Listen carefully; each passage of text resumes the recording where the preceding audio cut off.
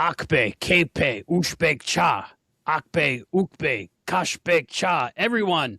Akbe, Kushbe, Ekbe, Cha. Mecca like a high, Mecca hiney ho. Owatagu, Siam. Siam. Treksploration. Hello, Treksplorers, and welcome back to Treksploration. I'm Albie. I'm Chris. I'm John. And today we have a very special guest returning for season 1 of Starfleet Academy, Steve Shives. How you doing, Steve? I'm doing great. I when I said you can have me back anytime, I didn't think I'd be back so soon, but I'm happy to be here. Steve, we can't get enough of you. You're like Pringles. You're like peanuts. you can't podcast just one. Yeah. Yep, exactly. Or two, apparently. Or two, as was the case. Yeah. Which were definitely different times of recording. Totally different days. Yeah. Right. So such as this one. Yeah. Different. Yes. Totally different. It's like a month later, actually. Yeah. Gotta be. A little peek behind the curtain. Yeah. Today we're talking about Starfleet Academy Season 1, Episode 4, Vox in Excelsior. What's that mean? In Excelsior means a voice on high. Okay. Or if you want to go, like Jane Silent Bob, a voice on high. Nah. I don't know anything about pot. I know smoke pot. It makes me throw up. Latin. It's Latin.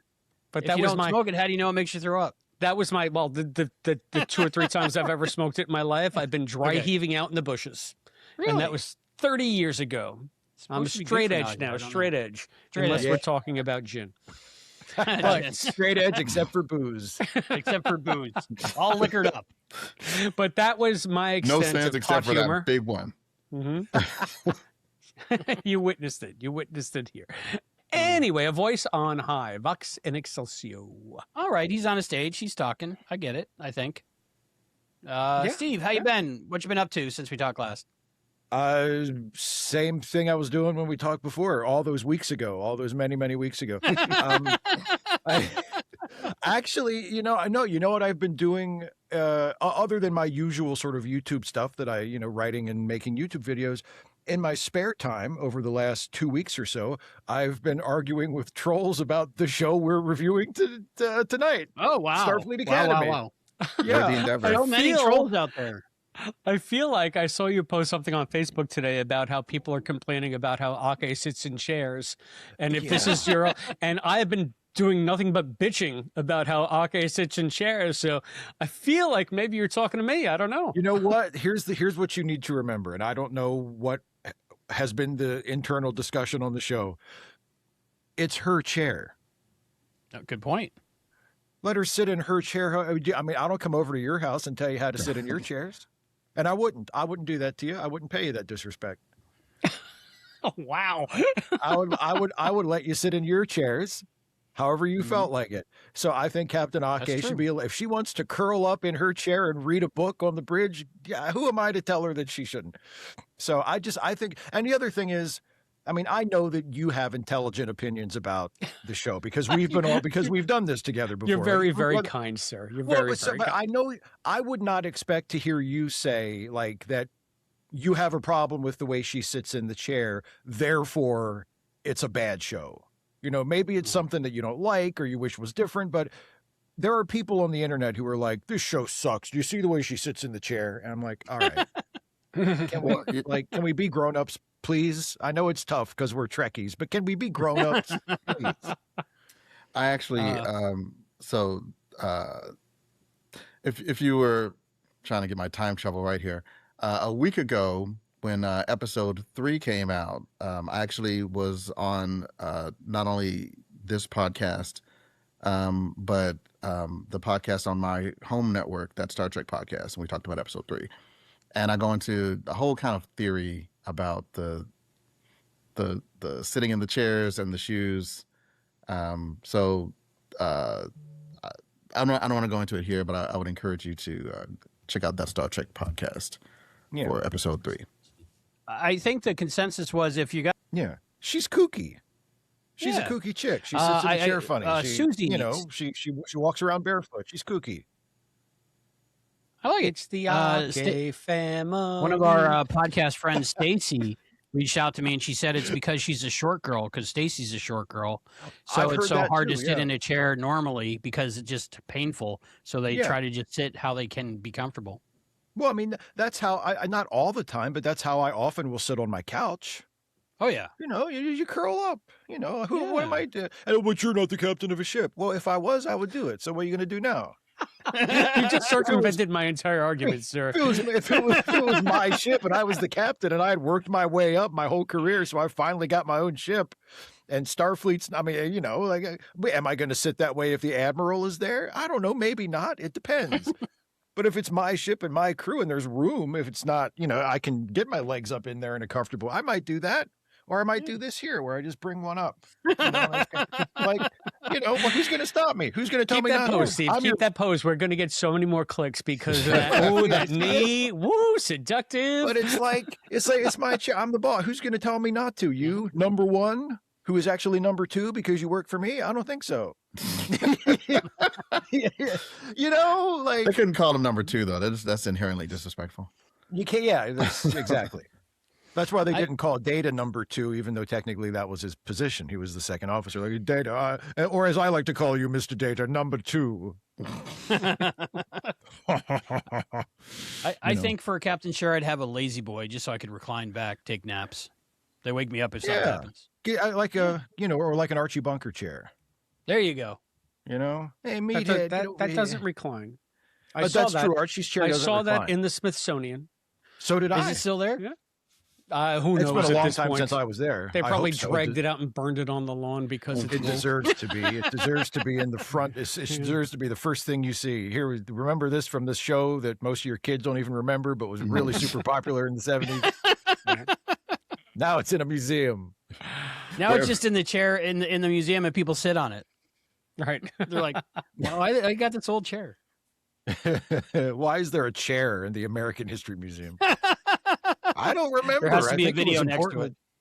I think it was important at some point. Yeah. All right. Season 1, episode 4 of Starfleet Academy, Vox in Excelsior. Stardate unknown. Original air date, January 29th, 2026. That's today. Wow. Today. Yeah. Written by Gala Vallejo. Viola. Gaia. Gaia. Say again. Try it again. Gaia Viola. Gaia Gaia Violo. The creator Eric of the Anthony show, Glover. Albie. Yes. Eric I love Anthony her. Glover. She's Gaia awesome. Viola and Eric Anthony Violo. Glover. And directed by, Thank you you. can do this. We know you did this before, Albie. Doug Directed by. Arianovsky. That one I practiced. Now is Gaia Violo? She's the daughter of somebody, right? Who is it? A television Presumably. actor? I would assume she has parents. Unless she's a Who was that guy Jem'Hadar, on then we Space don't know. 1999? Who was that guy on It's Space the future. 1999? Jem'Hadar have parents What was now. his name? Martin Landau? That's Is she it. Martin Landau's daughter? I didn't know I that. think if so. That's true. I heard something like that somewhere. I've never heard that. Yeah, we Maybe gotta from look that Dr. up. Trek. I'm not sure. You know what? Somebody look that Somebody up. should down look here. that up. Tell us, Comment tell us below. down Let in us the know. comments if Let Gaia us know if Viola that's is true. indeed Martin Landau's daughter Yeah. and or granddaughter. Is she a Nepo See- baby? Martin Landau or Lou Ferrigno. One of the two, I'm not sure. But in the meantime, Well, I'm always Chris, getting those can two you give us can you give us one of your great episode Oh, recaps can you for see the this cat? Sorry. episode of Starfleet Academy? I can give you a recap. This one's going to be a long one. There's a lot going on in Okay, this great. episode, so everybody buckle in. The USS Athena has left San Francisco, okay, comparing the Academy students to a nebula. I'm a bit put off by this, but it's quickly forgotten by the Doctor's first appearance since episode 2. He takes on the role of snarky debate teacher, which stands to reason because the Doctor got his right to exist due to the power of debate. He knows the measure of a man. Caleb is a debate savant and wipes the programmable matter floors. I'll say that again. Caleb is a debate savant and wipes the programmable matter floors with his peers, but Jaden gets to the podium and has a panic attack. In a post-panic rap session, Mir says that he learned the art of debate in prison as another form of combat to survive. You can see him in the yard now, pumping iron, getting all swole, and making the other inmates cry with his mastery of the finer points of interstellar law. Caleb and Jaden talk about Klingon myth, and it's here that we get our first info about what happened to Kronos since the burn. Apparently, the burn destroyed the planet, and the Empire foundered. The remaining Klingon diaspora is now scattered among the stars as refugees, refusing all offers of aid from Starfleet or the Federation. Ake calls Jaden to her office and tells him that a Klingon ship carrying the 8 remaining houses to a refugee camp suffered catastrophic mechanical failure. His family may have been aboard. No one is confirmed dead, but the Klingon race may be on the brink of extinction. Jaden refuses any time off or counseling. He tells her he said goodbye to his family long ago. Cue the flashbacks to Jaden's past with his family on Cryos Prime, 16 months prior. He is birdwatching in the forest with his brother Thor, who is supposed to be teaching him to hunt, but Thor knows that is not Jaden's path. Jaden remembers his brother's role in leading him to the man he would become. Indeed, Thor sees Jaden for who he is before Jaden does. Thor gives Jaden a Starfleet transmitter that is calling students to the Academy. Thor says the fleet is Jaden's first best destiny. Speaking of which, all of Jaden's fellow cadets are offering him sympathy, but he is unresponsive until he forces the doctor to make the Klingon crisis the central topic of the debate competition. This ironically puts Jaden and Caleb at odds. Jaden resents that Caleb wants to help him in arguing that the Federation should offer the Klingons asylum. Jaden is like, dude, I can speak for myself, and anyway, you're wrong. The Klingons don't need asylum. They need to find their own salvation. He blasts Caleb's protest, saying he, Caleb, has no people, but just regurgitates facts about others without knowing what it really means to be a part of something greater. Speaking of which, Admiral Vance tells Ake that the Federation has found a new planet, Fawn Alpha, that is very similar to Kronos, but the Klingons are still refusing aid. He prompts Ake to touch base with her old friend, the Klingon diplomat and warlord, Obel Wachak. See what you can do to find a way forward, he says. Cue another flashback. Thor gets stabbed while at an outpost trying to get a dermal regenerator for Jaden. With his dying breath, Thor tells Jaden that he is enough as he is, and to trust in himself. But Jaden's refusal to pick up a weapon puts him at odds with his father. We come back to the present with Nala and Obel meeting. They clearly have a history romantic, but still, Obel eschews the offer of Fawn Alpha, arguing that the Klingons have nothing left but their traditions. Houses will only unite over conquest. And seriously, the sexual tension between these two is palpable. Back to the flashbacks. Jaden is hunting with his dad in the woods, but he makes an appeal to go to Starfleet Academy. Pops is all like, forget Starfleet, kid. Shoot that bird. Jaden refuses. Dad shoots at the bird and misses in his rage. Shortly after, the family takes off and abandons Jaden on Cryos in apparent disgrace. Jaden is now completely freaking out, but enter Raimi for the MVP moment of the episode. Darren comes to Jaden and teaches him how to use his fear of debating to focus himself and claim his voice. And holy crap, they're turning Darren into my favorite character. How did they do that? Jaden not only debates the debate, but gets into a major fight with Caleb. Cadet Master Thok comes to Jaden afterwards for a Klingon-to-Klingon heart-to-heart. She enlightens him. When you were hunting with your pops, and he was so angry that he missed his shot, that was a ruse. He knew where your destiny lay and gave you an out to come to Starfleet while still upholding all of the tedious baggage of Klingon honor. Tedious is my editorial point. With renewed vigor, Jaden wins the debate and gives Ake a solution to the whole Fawn Alpha situation. Meet the Klingons on their own terms and declare that they cannot have Fawn Alpha, to which the Klingons readily declare war to conquer the planet. One fake battle later, and the Klingons claim the planet as their own. The Klingons have a new home. Obel gives Jaden a new weapon befitting a warrior and says, your parents are safe now. thanks to you. Jaden has a new sense of self. He and Caleb mend fences, and the ideal Levitic wins the day, which is funny because this is not a Vulcan episode. The end for this episode of Starfleet Academy. Episode 4, Vox in Excelsior. Sorry, that was a long one, but there's a lot going on in this episode. A lot of nuance, a lot of stuff to talk about. There really was. Steve, first impressions. I liked it. This is yet another episode so far in the season, and I stress so far. The show with me is 4 for 4. I really like this episode a lot. I mean, I had a few problems with it that I'm sure we'll get into as we discuss it, but general feeling overall, I like Jaden as a character. And I think I like him more after this episode than I did before, which I already liked him. I agree. I think Darum is a fantastic character and is really coming along. And I like how all of the student characters they're continuing to find ways to reveal more of their range, beyond just their initially established types. I think the show has done a really good job with that so far. And yeah, first impression was another really strong episode, I thought. Cool. Chris. Wow. Holy crap, wow. What a goddamn episode. That's my first impression. This episode was wow. How about you, John? I will take your review and reverse it to say wow. Mom? If you turn wow upside down, it becomes mom. Captain Game Show, ladies and gentlemen. That's great. The second I've seen this episode twice, and I am on record, very publicly on record, as enjoying all these episodes. I think this is my favorite episode so far. I really. It, like, as you said, Chris, like it was so layered. It was so good.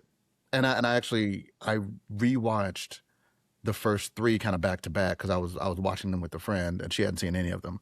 So I watched all of them. I watched the first 3 like all together yesterday. And I'm sorry, a month ago. You don't know. You're not listening to both of these shows. But oh no, the immersion has been shattered. No, that could have been yesterday. I mean, they're all on P+ now. Yeah, yeah, exactly.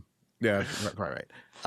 And again, like just and I talked about how really masterful this series is at, kind of meeting out a little bit of information and a little bit of information and kind of building on it every time. Actually, no, I did that on this show too, so we're good. But it's watching this episode again tonight and seeing everything that they did and how well crafted all of the parts are and fit together. It's really good. It's really good. When I first started to watch it, I was like, oh, a Klingon episode. And I kind of got disappointed because, Klingon episodes aren't my favorite. Usually they're the same thing over and over again for me. But by the end of the first watch, I really liked it. I thought, wow, that was put together great. My second and third watch, I absolutely loved it. And it almost had the feels of like a really good episode of Deep Space Nine, which not that it was similar, but it was just to that level of wow. Yeah. And I really enjoyed it. So I'm sure there's a lot to talk about. One of my notes was, if you are a fan of TNG, you should love this show in general, and especially this episode. Yeah, I have to say, I mean, as much as I love DS9, I feel like this one touched me somewhat personally for various reasons. I don't know why. I welled up a lot during this episode, and we'll get to those moments. But before we do, and before we discuss Jaden's path to the way of the warrior, we want to hear what you think about this episode. You can do so right here at youtube.com/@Treksploration. Give us comments below. You can also support the show on Patreon. That's patreon.com/Trek Treksploration. And you can Blue Sky us. That's at Treksploration.bluesky.social. Send us an email about what you think about this episode. It's TreksplorationPod@gmail.com. That's TreksplorationPod@gmail.com. You can also send me whatever that Batleth Bow thing was to P.O. Box 542, Bayport, New York, 11705. That's P.O. Box 542, Bayport, New York, 11705. Please, no sharp edges. I might have to sign for this stuff. And Mark, do not fold on it. Yeah, do not fold. You can also support the show in a one-time manner. Albie's going to put up all the links. We got PayPal. We got Venmo. We got Cash App. We got Zelle, Z-E-L-L-E, Zelly. So we want you to just reach us however you want to reach us. Tell us what you think about this episode. Support if you can. And join our other patrons, like our special lifetime member, the Omnipotent Willard. And join our crew of intrepid Treksplorers if you so choose. That includes our cadets, Listen Linda and Rick Tatro, our lieutenant commanders, Scott Seligman, Cosplay Dad, and Kristen Daljo, and our captain, our esteemed Captain Charles from Texas, Captain on the Bridge. Charles. He was Capitan for a while because of a misspelling on your lower thirds. Yeah, Albie. spell check failed me that time. You actually have to. Yeah, you were just being Q. You were just being Q. Yeah, that's it. Mon I did it on Capitan. purpose. Mon Capitan. So thank you, one and all, for all of your support. You can support us by going to Patreon. You can also support us by subscribing here on the YouTube channel, liking, sharing, and just spreading the word about Treksploration. If you're here as a new viewer because of Starfleet Academy, we want to thank you for sticking with us, finding us, and watching. You get great guests like the amazing Steve Shives, YouTube legend Steve Shives. Comes on, talks to us about the show, and we got a lot to say about a lot of things, and we want to hear what you have to say. And just tell your friends. Chris, did we get any feedback? We did get some feedback. Ooh. So what a segue, Albie. I have to. We've been getting a ton of feedback, but one in particular was a little special. So I think I have to take my glasses off to see it close. Okay. This is from Arjun Truly. And Arjun Truly writes, this is on the YouTube channel. Awesome to hear your guys' perspectives on the Betazoid story. This was episode 2, Steve, the last one you were on a month and a half ago. The Betazoid story. I'm glad you mentioned the deafness because the real actor was deaf and they used an interpreter on set. The actor who plays him is very kind. I'm a Betazoid in this episode of Starfleet Academy. I'm the tallest Betazoid guy in some shots, and I feel so proud and grateful to have traveled to the Star Trek universe. Their entire crew is fantastic. The cast definitely did have the chemistry you guys mentioned, and those costumes. The costumes department has been so great to work with, and I'm glad their outfits are showing well and conveying the story they wanted to. The quality of the production overall is incredibly impressive, and I'm glad you guys have given decent reviews and enjoyed the story overall. From these eyes, the show is top tier. Cheers, Star Trek fam. And I guess this is again from Arjun Truly. Have we looked on IMDb to see Arjun's credits, or even if we haven't, I just want to say I have not. I clicked on his YouTube channel and I was like, oh yeah, he looks Betazoid. There we go. It's that tall guy. He's tall enough to be a Betazoid. Yeah, him and Magel. So thank you, Arjun. Those deep dark eyes, you know. What an amazing bit of feedback. Mm-hmm. And awesome. We're finding people who are actually on the show watching Treksploration. So again, nice. This whole covering Starfleet Academy is working for the channel. We should keep it up. Yeah. That's all I'm saying. Feel free, any member of the cast or crew who wants to reach out and be on the show, please do. Yeah. At all the places that Chris mentioned. Yeah. You know who you are, Bella Shepherd. I'm not gonna read it again. There's a lot of stuff, man. Me don't read so good. So where to begin with this episode? There's so many good things. It was a good Klingon episode. And yeah, I mean, from the open when the CBS Studios logo came up and it was in Klingon, I was like, okay, we're in for a treat. And this is something that, we saw Klingons back on Strange New Worlds in season 2, right? When we talked about this last time. I was complaining, I was bitching about the appliances. I think these might be the first Klingon, or maybe the first Klingon story that we've had, like strictly Klingon story we've had since post-Burn storyline, right? From Disco. So I think so. it's nice to see the Klingons back, and we've already gotten a hint of this from Jaden because of his look, that they're going with the traditional sort of movie era, next gen era Klingons. Mhm. So I think it would have been interesting to see maybe more varied design when it comes to that, to incorporate the Disco canon with how utterly alien those Klingon houses were. But I could also see them dying out after, a million centuries, wherever we're in the 32nd century. So I can retcon that in my head.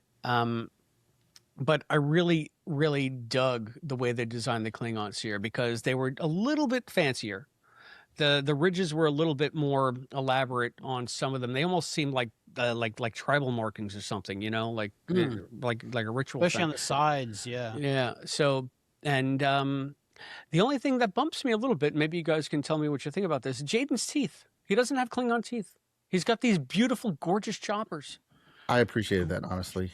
Honestly, I didn't even notice. I noticed noticed it because he now. had really beautiful straight teeth, and there were so many close-ups on his face. Yeah. But then I thought, this is 900 years later. They have dental care now. The Klingon Empire finally got universal health care. Finally. They have dental care, and they needed to get into exile to have dental care. That's the way And that they still works. beat the United States. So even though Earth is part of the Federation, for Yes. some reason the United The States US specifically still no. does not have health Still. care in the 32nd century. What is with So- these guys? I mean, but so what did you guys think about this turn about like Kronos being destroyed in the burn and the Empire being scattered to the winds? I thought that was an amazing twist. I was prepared to be dubious of it just because on the surface it's so similar to what they did with the Romulans in Picard. and Vulcan. And that's true. And they've done a lot of like, the planet's gone and now there's a diaspora. But I feel like with this one episode, they did more interesting things with it than they did like that whole first season of Picard with the Romulans. And I mean, so it's like it's repetitive in a sense because it's returning to a theme that the newer Star Trek projects have done over and over, but it does it better than the previous ones have done. So I'm not going to complain. And zeroing in on Jaden as sort of the point of view character for this, and he as a younger person who is now a member of a species that is without a home and that is extremely threatened, but also like his own personal relationship to his family and his people is very fraught. So he's having some really complicated feelings right now where it's like he's feeling very sort of protective of his people because they're in danger. But at the same time, he was treated very badly by his people and was kind of kicked out because he didn't fit the mold. And the episode puts that across. It's like he's got some complicated thing. And plus he's a teenager and he's a kid and he's going to be more emotional about things just naturally. But I really liked I love Klingons, first of all. Klingons are one of the only Star Trek aliens that I actually really care about as like actual, other than individual characters. And this episode puts across one of the things that I love the most about Klingons, which is when they zero in on a specific character, that character can come to life and be real and be, you can really be compelled by them. Like, I love Worf. I love General Chang in Star Trek VI. I love Kor from the original series and later Deep Space Nine. Like, there's a lot of individual Klingon characters. Grilka from DS9.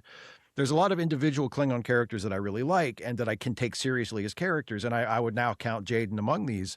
But when you zoom out and look at the whole group, these people are ridiculous. Yeah. These people are utterly, and you see that in this episode. Like, I mean, you still feel sympathy for them and you still take their plight seriously.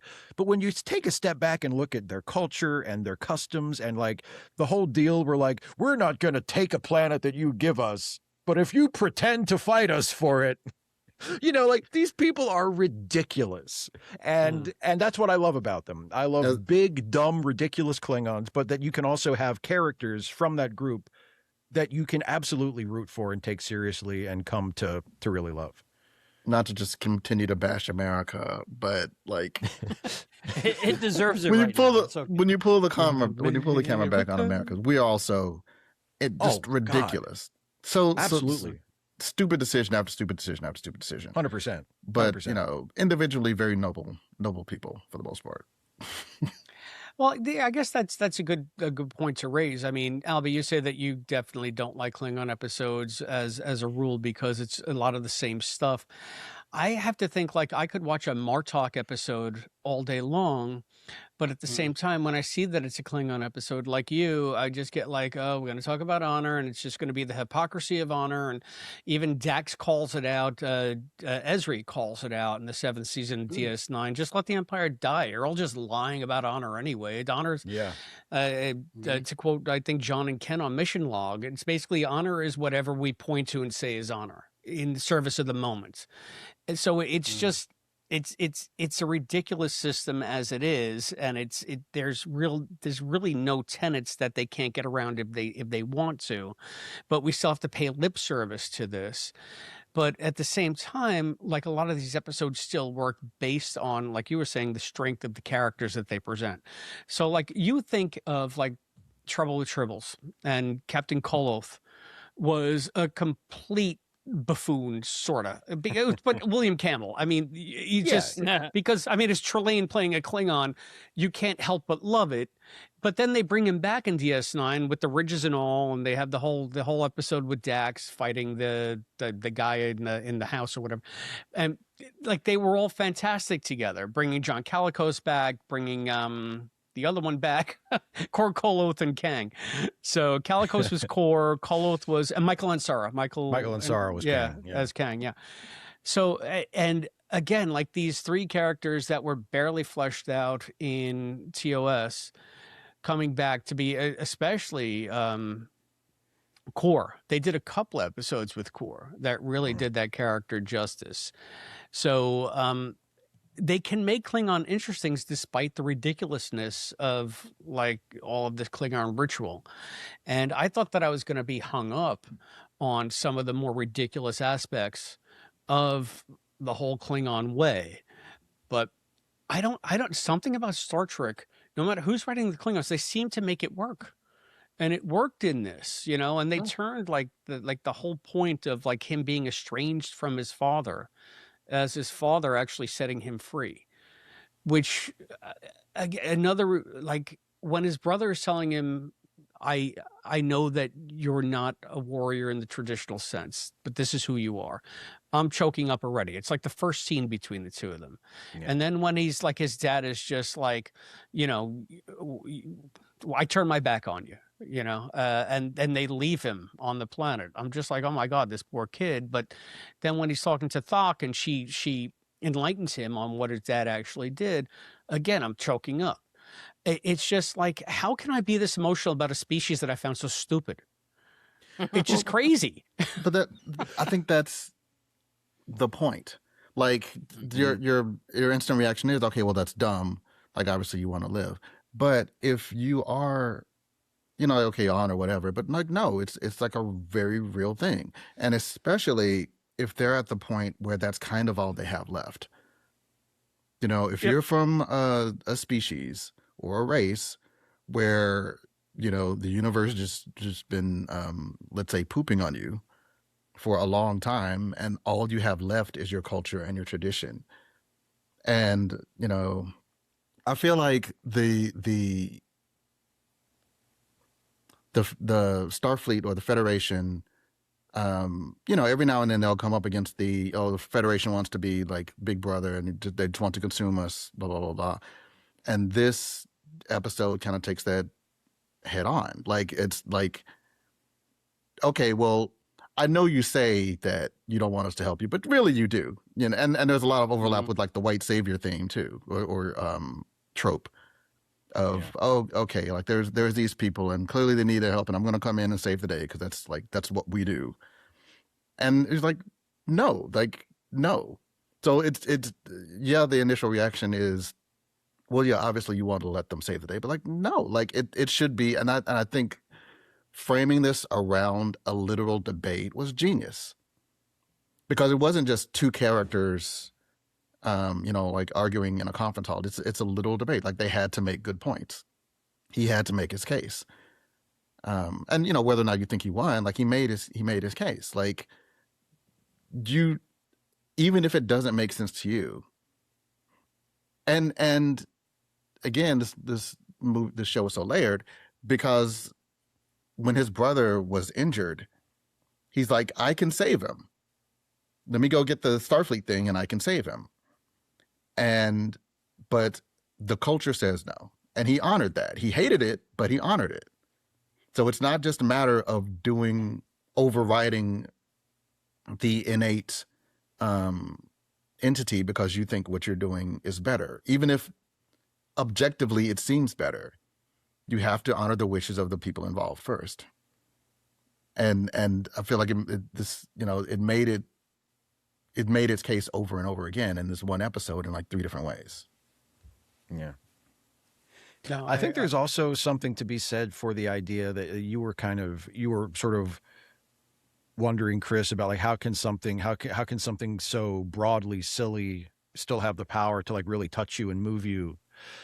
And maybe that's one of the reasons why I love Klingons so much when they're done right, because I agree with you. Like, there are a lot of Klingon heavy episodes that I really don't like as episodes because they focus on parts of the Klingons that I'm not that interested in. Like, or they try to take them too seriously. And to me, they're so inherently ridiculous. It's like, just make them as nuts as you can possibly make them. Don't try to convince me that these are real people in a real society. Like, make me scratch my head. Like, how did these people ever make it to space if all they want to do is fight and start wars and get drunk? And like, just make it as crazy as you possibly can. But that's Star Trek. Star Trek is this intersection of utter ridiculousness, complete silliness, and yet still has the power to grab you, to engage your intellect, to move you, to get you invested in characters. Like, it does both of those things at once. Not always, on the whole, like not always in the same episode or in the same moment. But it's this thing where if you think about it, it's like, this is ridiculous. This, none of these people are aliens. These are people just walking around with stuff glued to their heads. This isn't what space is like. This isn't what the future is going to be like. None of this is remotely realistic or plausible. And it's all big. It's a big, goofy, silly adventure show. And yet you connect with the right character at the right time, and you're bawling your eyes out because you just want this kid who's pretending to be an alien, right? This ridiculous character with stuff on his head, and he's from a different planet, and he has this but God, I want this kid to be okay. I'm on his side. I'm invested in. He's a real person to me, and that's sort of the magic of it, Yeah. To elaborate on what you were saying, though, I mean, this episode also helped me reconcile some real problems I've had with the idea of the Federation and the Klingons becoming allies, especially some of the scenes in DS9. There was, I think it was at the end of the Dominion War, when they were victorious, and Worf and Martok were singing songs and drinking blood wine, celebrating vanquishing their enemies. And Cisco and I forget who the admiral was in that. I want to say Ross. Vance, but it was Ross. Admiral Ross. Thank you. There you go. Admiral Ross. They can't stomach it. They pour the blood wine out because they can't celebrate conquering somebody, because it's not the Federation way, it's not the Klingon way. There was another scene in some episode, I think at DS, it had to be because it was Martok, where Worf was talking about, okay, well, if we go to this planet, like, what do we do? How do we establish relation? Martok's like, we're Klingon. We'll just go to the planet and take what we want. That's what we do. And I'm thinking, I hope this planet is somewhere behind the neutral zone if that still exists, because that ain't going to fly in the Federation. Yeah. And so how are these two so diametrically opposed ideologies somehow coming together as allies? Is it just need for the Dominion War? No, because something about the Khitomer Accords helped forge this ally, this alliance, ally alliance. That's what I'm looking for. This alliance that we do see play out in TNG to a little bit, but so much more in DS9. And it always just struck me as such an odd juxtaposition. Like, how could they possibly come on any kind of common ground? Because it's two diametrically opposed philosophies. But in this episode, we kind of see how they can work with one another to appease their mutual cultures. So, or maybe it's the Federation kind of backing away and letting the Klingons have what they need to get what they want, but the Federation gets its way anyway. They get to do what they want. The Klingons get what they need, and all of the honor, the quote honor, is honored, and there you go. Honor. Yeah, honor. I was such a child. Another thing I really like about this episode, I think first run through watching this first 6 was, okay, this is going to be what I like. This is episodic. But not only that, it's going to do like what Trek that I liked in the 90s was, like it would focus on a different character per episode. And I just really love that, because if you're focusing on everyone, you're focusing on no one, basically. So I like when each person gets an episode, and I got to really give it up to Kareem Diane, and who is Jaden, and George Hawkins, who is Rami Darren. Amazing. Darren, yeah, Darren. Amazing in this episode. Like, I feel like maybe that was part of the audition process, of seeing something like that, and that's why they got their jobs. But it just sucked me right in. The silliness with the foreheads and space and everything like that just all faded away, and I was right there with those characters. And like that moment of helping a friend and also having a moment and being there for each other and saying things without saying it, I just thought that was amazing. And you see his growth from literally the last episode, where he comes in, okay, hit me. Even though everybody knows he's a pacifist. Like, that's the worst idea ever.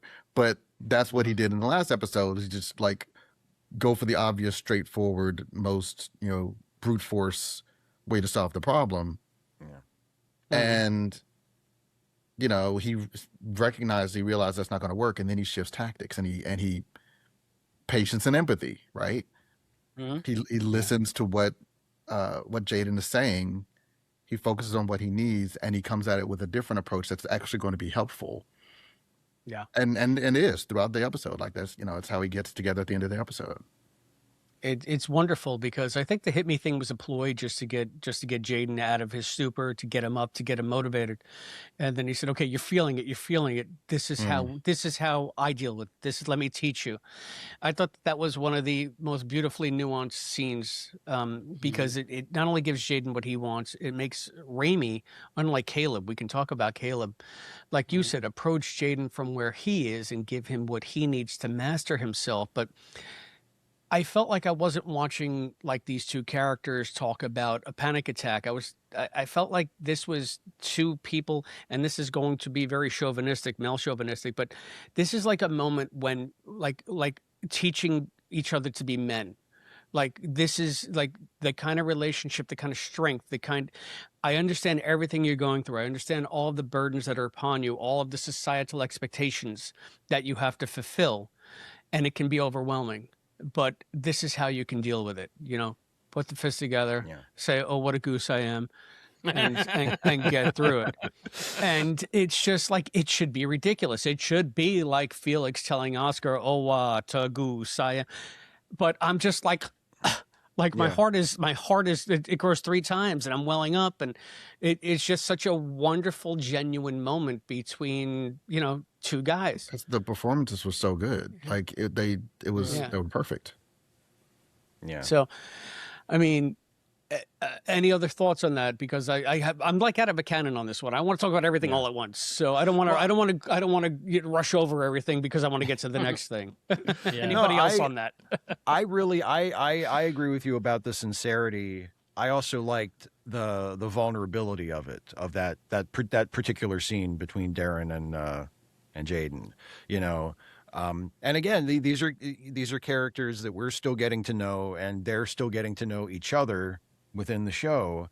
And the fact that these two characters are able to relate to each other in such a vulnerable way and such an earnest way, you know, and that you can't just slot any other two characters into that scene and have it work the same way. Like they're already starting to emerge with their own individual personalities, and you imagine like, okay, if it was Caleb and Jaden, that wouldn't have been the same scene. You know, like they're different. Yeah. And I also loved the fact that even though they're talking about something very personal and very sensitive, and even though it's like one character helping another character kind of work through something, they don't really sound like they're not talking in therapy speak, which is a big pet peeve of mine. The recent Star Trek shows have been guilty of it. A lot of television writing and even some movie writing has been guilty of where it's like whenever characters are talking about their feelings or are talking about something sensitive, it's like everybody sounds like not just like people who have been to therapy, but like they're in a therapy session right now, and that's the scene. And it just doesn't. That's just not how people talk. And it's not realistic. It's not naturalistic. It's unnaturalistic in a way that kind of makes me aware that I'm watching a movie that's been constructed by people who are trying to make the characters sound articulate about emotions, but they don't know how to do that in a way that sounds like the way someone would actually talk. And this scene doesn't really have that. And I was it was very nice to see a sensitive, emotionally centered scene where it doesn't sound like they're just regurgitating, you know, psychology.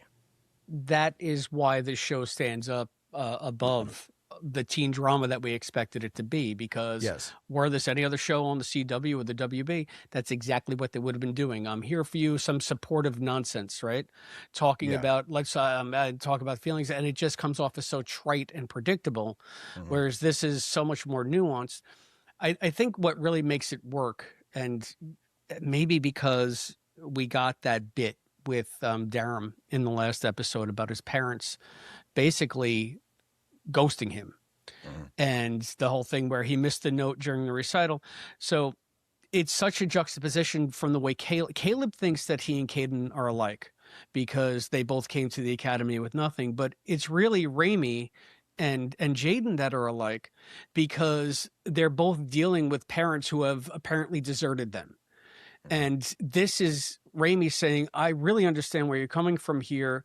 Let me help you deal with it in certain ways that I've come to deal with it. Whereas Caleb makes it all about him. This has been my experience, and I see that you're kind of like me. So therefore, you must be feeling the way I feel about all this stuff. And that's why they come to loggerheads. And it's just, to me, that's like brilliant.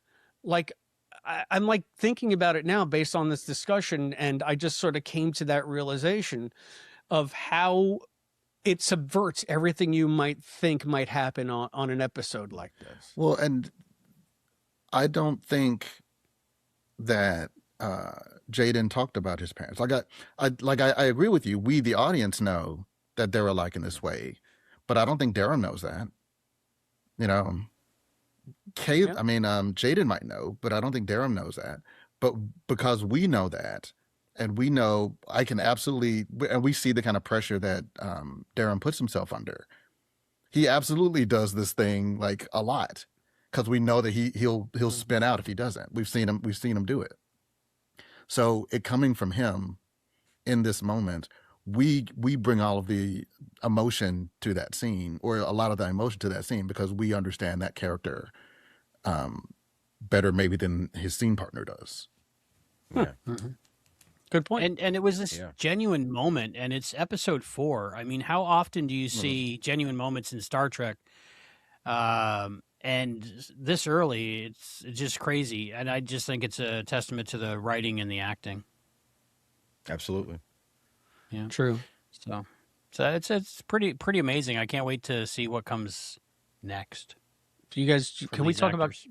about Caleb a little bit?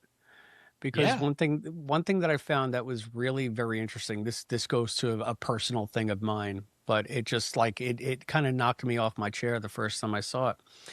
when they're having lunch together after the debate meltdown, and Caleb is stashing food, and Jaden says, "Oh, you're still hoarding food."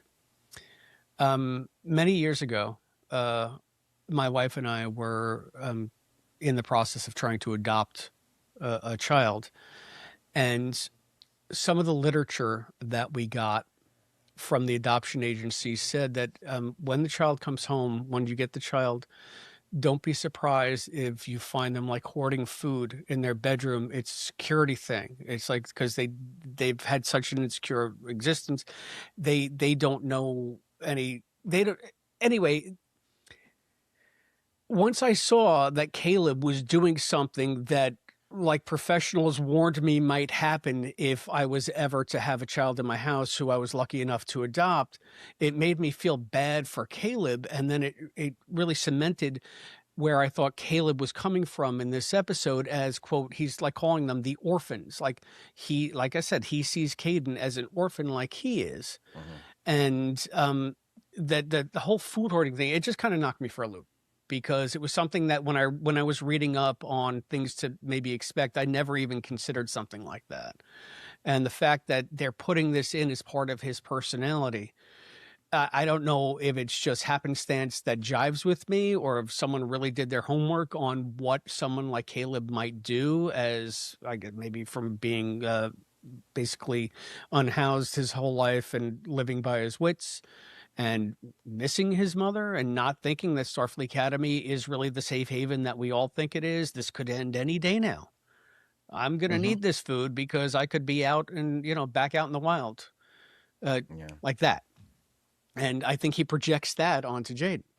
And I'm sorry. I'm just. No, and I think in every, I think every episode he says something effective, well, I've never been to school. I've never had a bed, and he'll just kind of say this line out as like a part of conversation. But when you really think about it, he's never slept in a bed. And at first I was like, okay, well, I think he's lying, but like, no, maybe he's really never slept in a bed. He's never had what he has now. I mean, since he was 6, maybe even then not. He was with his mom, but that doesn't mean that they had like a place to live. Otherwise, she wouldn't have hooked up with a pirate for food. Yeah. Like, true. And I'm saying hooked up. I don't know if they did. I just mean started running with a pirate. Yeah. So like it. Yeah, I mean, there's a lot of, and that scene hit me too, Chris, because you also said that like that's the thing that he was going to do with his mom. It's like, well, when I connect with my mom, we'll try Earth food together. So he's saving all the Earth food. No, I'm getting a little. Yeah. He's saving all the Earth food together so that they can eat it together, so they can try it together if and when he finds her, and he knows he's going to find her. It's like, I'm sorry, go ahead. No, it's okay. No, I'm just saying, it's like, don't because to me, like, this episode is going to be called not Vox and whatever. It's going to be called I'm Not Crying, You're Crying. That's the name of this episode. Well, yeah, the thing I liked about as far as what they did with Caleb, I agree with everything you guys are saying. And I think it speaks to how sharp the characterization has been so far. It makes perfect sense that Caleb is so drawn to debate, because he's been so used to being self-sufficient all this time and being his own person and taking care of himself and only himself. And, we saw in episode 3 how resistant he was to being on the team. He didn't want to join a sports team because I'm not a joiner. I don't do things with other people. I'm Caleb. I do things by myself. And eventually, by the end of that episode, he kind of, gets over that and embraces being part of the team. But he hasn't completely changed who he is. He's still the same person. And the idea of, not only do I get, to argue with people and show how smart I am, because we've seen he's a really smart kid, but also you're up on the stage. It's you and one other person. You get a question, you get a topic, you get a position to defend, and it's up to you. Like, you have to make that case. You have to make that argument. You have to win. You have to convince the judge, the audience, whoever, that you are the better person in this moment than the person you're up there with. And it's obvious why that appeals to him, because it's like, this is completely in my hands. This is completely up to me. I rely on nobody but myself.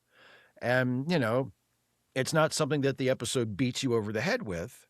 But when you think about it, it's like, yeah, that makes sense. He's more comfortable doing an individual thing and trying to excel at that and trying to prove to people that he's good at this all by himself, because that's been his whole life.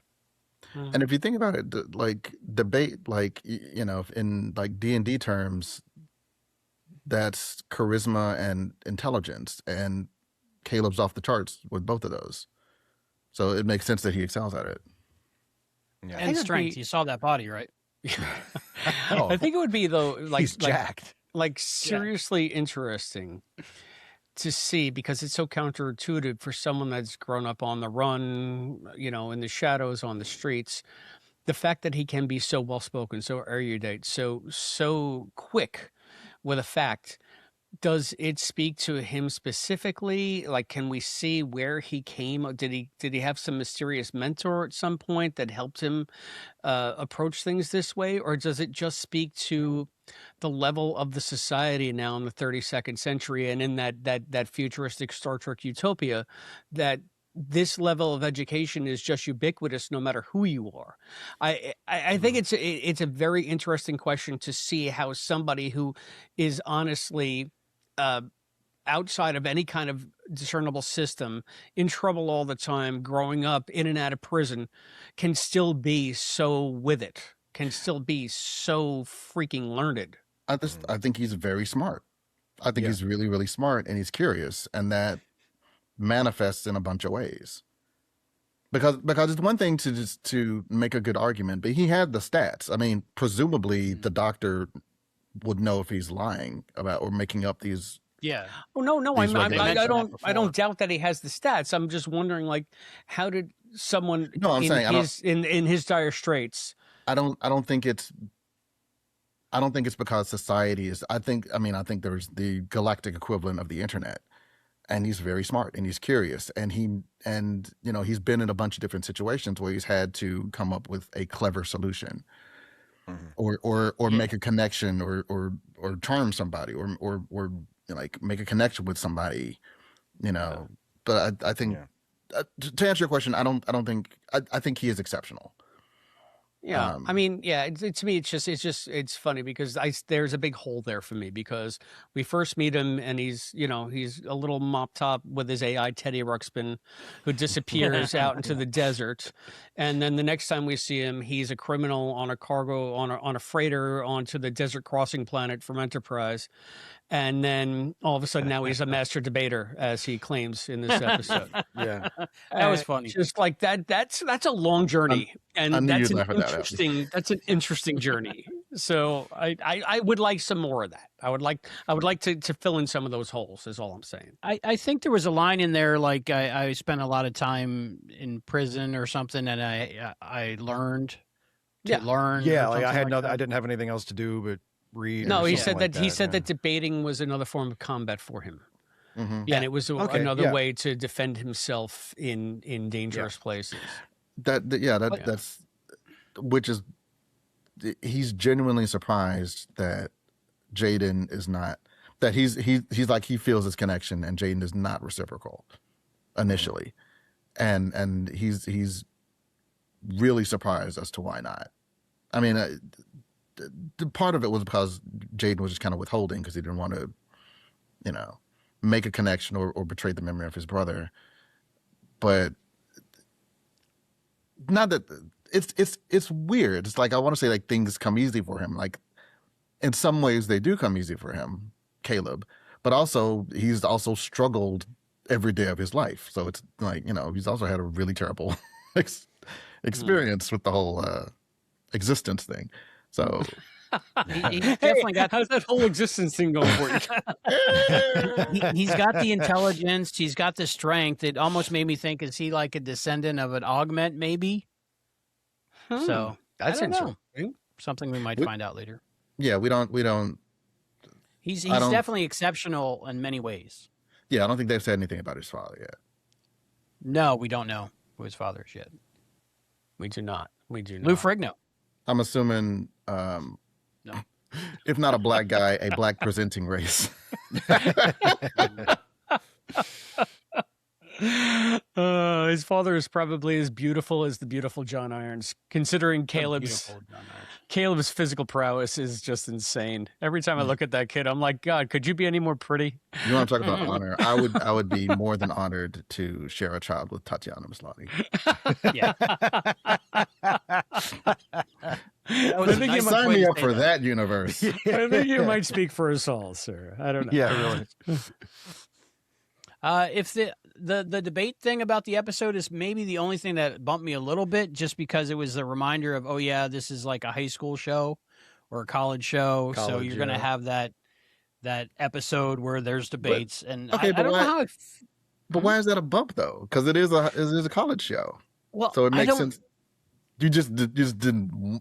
Do you Like, not want I'm- this to be like a school Well, show? you know, like the first season or so of Buffy, where they're in high school every day and walking up and down classroom halls and in lockers and stuff, and then Yeah, eventually we know what they, high school they has go, in it, classrooms and lockers. You know how at school there's hallways.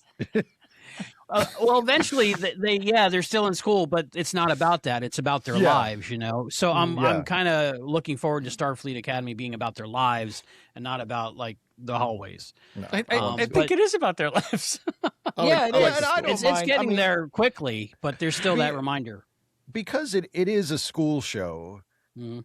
I don't really mind doing like, especially if they're going to do such a good job of it and make it into their own thing, like taking like a stock plot, like, okay, let's do a debate club episode, let's do a sporting team rivalry episode like they did later, and the last episode, it was a sports team rivalry mixed with like, almost like a rival frats from, both sides with the War College and Starfleet Academy. If you're good, those are tropes, those are stock plots that you see.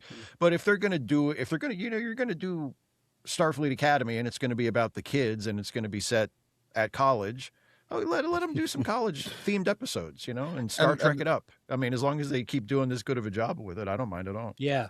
And they also they subvert expectations too, because the second episode where they, the doctor spent 5 minutes talking about the goo. You got to take care of, and it's the Star Trek version. It's the classic. You got to watch this egg and blah blah blah blah. Yes. that you see in Yes, every sitcom. totally. Yeah. And so you think that's going to be the plot, and Brady it's Bunch, I think. barely in there at all.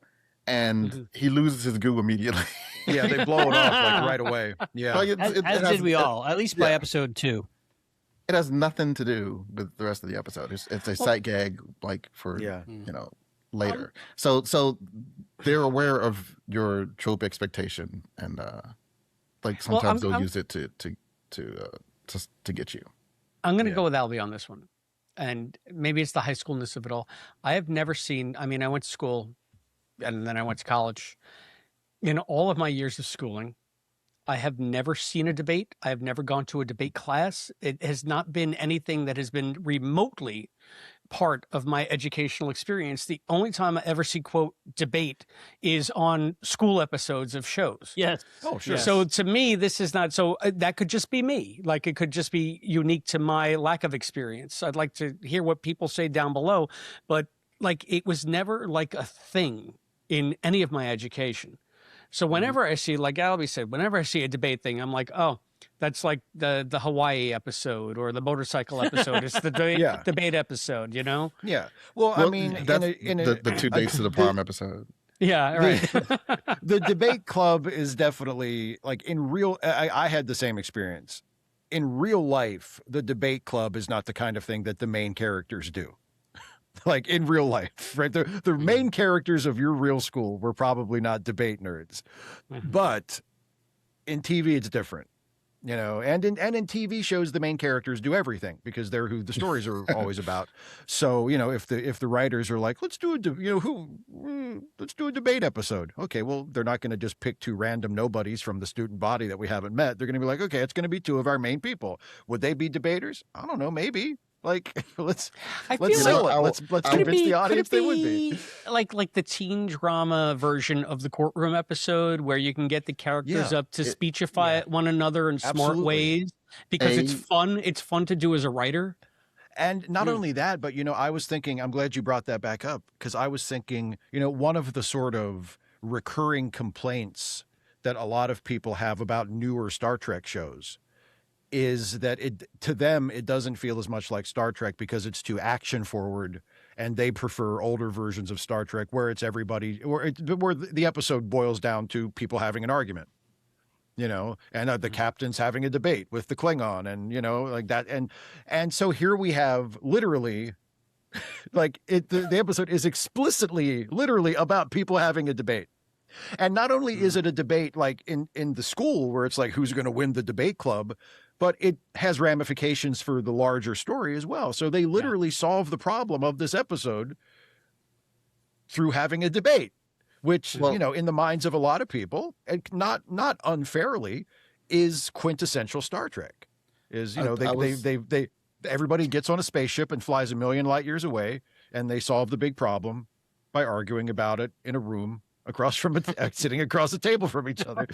That's Star Trek, and that's kind of what this episode does. I agree with you. They're gonna put the main characters in the show. I agree with you, Chris. Very insightful, wasn't it? It's a very insightful comment. I agree with you, came Chris, up with. that like real life doesn't really do that. And I didn't. You are right. It's I've never noticed how often they do debate shows on school episodes. That and I think I've been to a debate once, maybe. But I will say, if there were ever a school where debate would be a big deal, it's at Starfleet Academy. Because as you say, that's the whole point. That's why they're not in the War College. That's fair. That's fair. I think the thing that bumps me about the debate club in general is, in my perspective, it kind of teaches people to be disingenuous because they're giving a topic and they're told what side to be they're on, or they, so and they argue for something that they might not necessarily believe in, but that's like what it's for. But I think that grows to be where we are today, where we have like career politicians that say one thing in public because that's the line they're towing, and that's what they have to give, and they say something completely different behind closed doors. I'm gonna I think debate you that on just that, leads Albie. to a lot more problems than I hear you, Albie. That's a fair point. I think the point is not to teach people how to lie. I think the point is to be able to recognize the other point of view. Because if you go in, it's like, okay, well, I think all M&Ms should be green M&Ms. I don't know, whatever. I don't necessarily think that. Don't write in, folks. That's a fictitious How dare you? perspective. I don't mind a green horny. M&M. It's because I'm not. I wouldn't mind being the father of a green M&M's child. Okay. I don't know what that means, Albie. But somebody down below tell me what Albie means by that. I don't know. If that. Tatiana Maslany was an M&M, she'd be a green one. I know that for Yes, sure. exactly. Well, okay, so That's what I was trying to say. there's Thank two you, Steve. sides, right? And you have your perspective, but having to debate the other side forces you to see things from another perspective. So you can't just rely on your set of facts or your opinions or your feelings. You have to commit to seeing it from the other side. I like that. And I think There's good and bad in that's how everything. I see it. I think that's valuable. I do think never that's the thought of it that educational way. point of it. Yeah. Yeah, and I feel like it also helps imbue critical thinking, and also helps you stage any point of view that you might have from a more fact-based, rational basis. I think that, like for me, I have a hard time talking to people who I disagree with because I tend to get emotional about things, and my emotions take over, and I have like a million cogent things in my head, but I can't get them out because I'm just so beside myself half the time. Yeah. If I had taken some kind of debate in high school, I feel like I might be better at expressing myself when I'm not on a microphone talking on podcast. I think that had I had some kind of debate training, it might help me pose arguments better and also circumvent the arguments that other people make that, are of sometimes dubious origin. Sometimes let's just be kind about it and help me not get so aggravated half the time. So I can see where it reminds me of one of the things that really impressed me about the first season of Next Gen. We talked about this, Albie, when it was episode 2 or 3. It was probably 3 because it wasn't the Naked Now. But Picard said something like, look, try to talk to the people you disagree with. If that fails, try to talk to them again. And if that fails, get together and talk again. Like that was like the modus operandi. It wasn't fire. It wasn't, okay, now you're my enemy. It's like somehow we will come to some accord if we just keep at it. And I feel like this whole debate scenario re-imbues like this version of the Academy with that ethos. So Doctor that's Who cool. said something similar. Yeah. Capaldi, I believe. Like he was trying to stop another war again. Trying to stop another galactic war. I have a pun. Capaldi, not Capbaldi. Go ahead. He was trying to start another war. Was that a pun? Well, yeah, because Captain Yes, Picard. I mean it's Capaldi. debatable. Oh, Picard. All right. Yeah, I'll allow it. Capaldi, Capbaldi. Yeah. Okay. Anyway, it just came to my mind. It was going to go out of my mind. I'm sorry. You know what?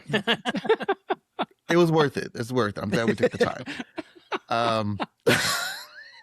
But yeah, basically he was like, they're going to launch their bombs and you're going to launch your bombs. There's going to be a war. It's going to kill 1 billion people. And eventually you're going to have to do what everybody who's ever had a war to do had at some point anyway. You'll sit down and you'll talk to one another. It's like, can we just skip the part where all the people die and just talk now? Mm-hmm. Yeah. And I guess that's the Starfleet mentality. Let's just, yeah. On a good day, that's Starfleet mentality. Depends on who's running the franchise. Yeah. Chris, you mentioned the Hawaii episode. In a way, Yeah. this is I have almost a tiki Hawaii right here. episode. Hang on. You are Sorry. I just had to. an enigma bad- to it's- me tonight. It's bad Robbie. luck. It's bad luck. Yeah. Well, yeah. Caleb play the gets- music. Caleb gets, Where's my tarantula?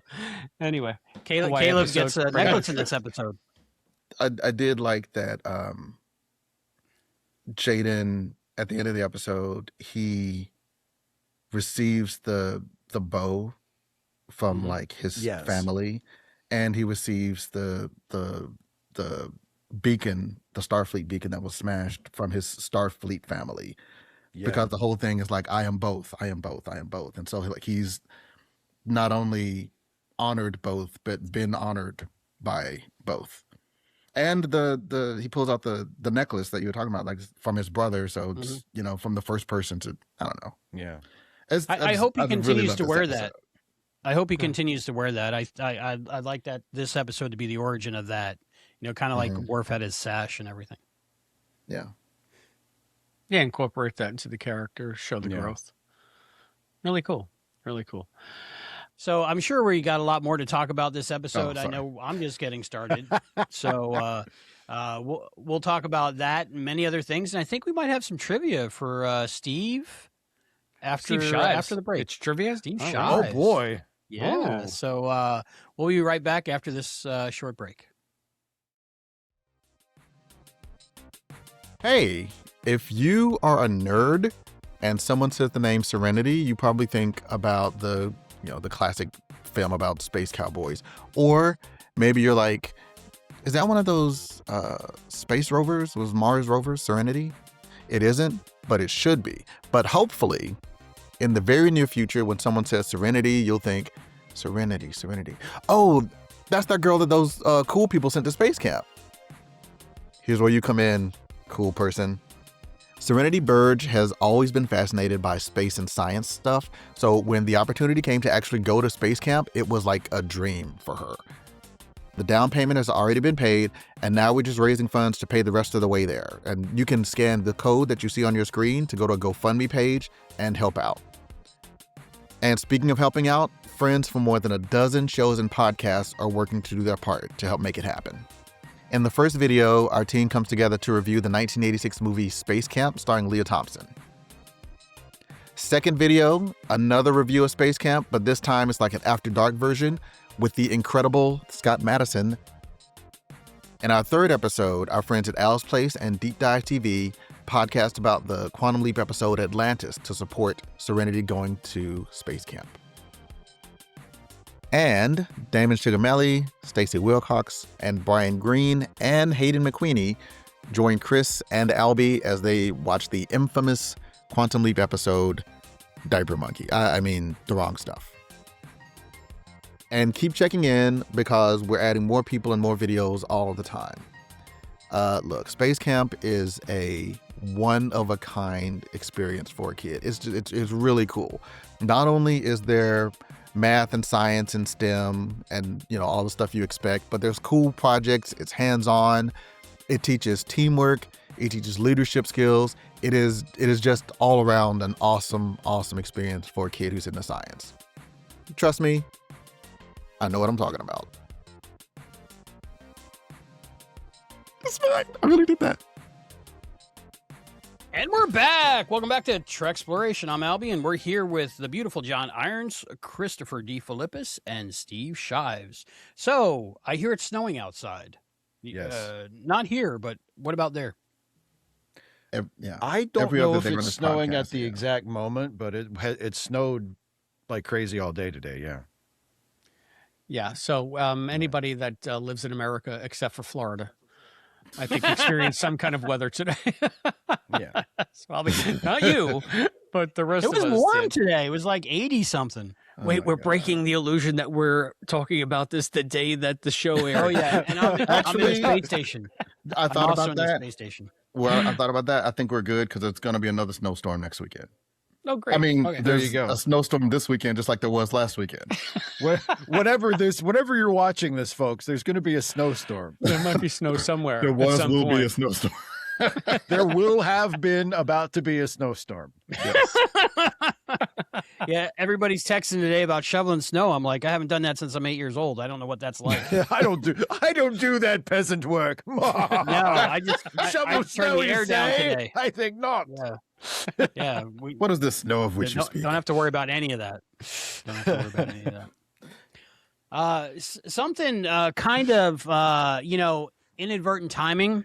I think watching this episode yesterday and today again, where something happens on the news, and like just everybody stops and watches and absorbs, and that kind of happened to me yesterday. And I just watched the news all day, and devastated and trying to process, trying to think. And I think the show actually captured that pretty well. I mean, they tried it in, what was it called, like Children of Mars or something, in that short. Yeah. When the androids revolted, but just the fact that everybody was kind of like quieter and more, I don't know, empathetic and less, whatever normal attitude they had. They were just they all cared about Jaden and were more sensitive about things. So what do you think about that part I of the agree. I episode? like that too. Again, without beating you over the head with it. It felt realistic to, larger events unfolding that didn't necessarily personally affect everybody, because like Jaden is the only Klingon of the main characters, at least. I mean, the cadet master, she's part Klingon. But so it doesn't personally affect everybody, but it affects people that they care about. And it's just an important thing that's happening in general. So of course, and it's not a good thing. So there's a little more sort of, people are a little more sober, a little quieter, like you said. Yeah, I thought that part was handled really well. I think it really speaks to no matter what's going on, no matter when you're watching us talk about this episode, no matter when you've seen this episode, it is probably going to be evocative of something that's going on currently, because that's what Star Trek does really well. But Caleb says it right out. Not Caleb. Again, you got me going, Albie. You son of a- Sorry, I'm son really of a working on it. I'm working on it. Sorry. Jaden says, because everybody's trying to treat him with kid gloves, and this is a quote from the episode, avoiding reality does not make it disappear. There is no protection from loss. And that is really the crux of where he's coming up and where he's trying to center himself in this episode. And it is just, it's a fact of life. So wherever there are human beings, there are going to be losses. There's going to be hard realities that we have to deal with. So it's better to face them than to try to make platitudes about them, to try to change the fact that life is going to be really sometimes. Yeah. So And I found that as a great little bit. I liked that, pretty much, I mean, not all, but kind of the defining characteristic of Jaden up until this is, okay, we know he's a Klingon and we know what Klingons are like, but we also know that he's wants to be a doctor, and not just a doctor, but he's a pacifist. Unlike a Strange New Worlds doctor, he is a full-fledged, like, non-violent pacifist. He won't even do like the laser tag thing. And you're like, okay, so I know what Klingons are like, and I know what pacifist means. So what is Jaden like? How does he do this? And this episode, you see how he does it. Like he is all about the honor. It's not that he won't fight, but he won't physically fight. It's not that, I mean, I'm like, again, like you talk about a debate episode when he and Caleb like get in each other's faces, like it's intense. And I'm like, how is the debate? How are two teenagers slightly raising their voices at each other this intense? But it was. But it was. I remember having testosterone. That was fun. Oh my God. Albie, But you think what? like could Jaden's statement that you have to face reality head on and accept loss, that maybe is his version of today is a good day to die, or maybe a good day to die. Somehow his interpretation of that old Klingon chestnut. Yeah, maybe. Well, I don't think he fears death. Like, I think today is a good day to die is probably still meaningful to him. But I also think the lost thing. I think my favorite quote of the episode, like, I never write down the quotes, but like, battle exists in as many forms as there are warriors. I'm like, that's amazing. And the funny thing is, he's a pacifist, but at the end, he still proclaims that he's a warrior. He takes Yeah. well because he couldn't have the warrior stew or whatever until he was in battle, and because he was on that ship, he was in battle. Yep, Yeah. that's true. That's true. And I don't, because he wasn't victorious. Technically, they weren't victorious in battle, but just you can't have it until you've had a battle, until you've been part of. I saw it as different, almost like he accepted what his brother told him, that he was a warrior because he was going to fight for helping people live, through his medicine. Maybe that's what I got out of it. And I would say also because with thanks to Thok, his new understanding of that his father did, even if he didn't come out and say it, his father did give him his blessing. And that might have been enough for him to accept it. Yeah, or going down embrace, you know what I'm saying? like two avenues here. Steve, you were talking earlier about how the sheer ridiculousness of the Klingon culture. How does this bellicose species get out into space? How do they get any kind of advantage? Because all they want to do is drink wine and kill each other. But maybe this goes some way to mitigating that seeming contradiction. warriors come in many stripes, and just because I call myself a warrior doesn't mean that I'm out for bloodshed. It means that this is the way I define warrior, because that's how my culture presents everything. So scientists can be warriors, doctors and healers can be warriors. We just didn't see that in TNG DS9 era, because it was the warrior cast, the real fighters, that we were always exposed to. Like our cadet Rick says, like, you got to realize when you see something new in Star Trek, it's such a vast universe, and you've only seen, like, you're looking through a keyhole at one specific area. So maybe we've only seen the keyhole view of the warriors that just want to drink blood wine and kill each other. Sure. And and the other thing, John, there was another thing that you were saying about the dad. It's one thing that kind of bumped me a little bit in this episode. Caden seems to know all about the warrior ethos based on the way he landed. Caden. Jaden seems to land. Jaden seems to land on the warrior ethos from everything he said on this. He seems to really understand it, but it takes Thok to explain to him the sacrifice that his father made, or anyway, the way his father gave him tacit permission to go join Starfleet while maintaining, quote, honor. You think that Jaden would have recognized that, don't you? Since he does know the deal. I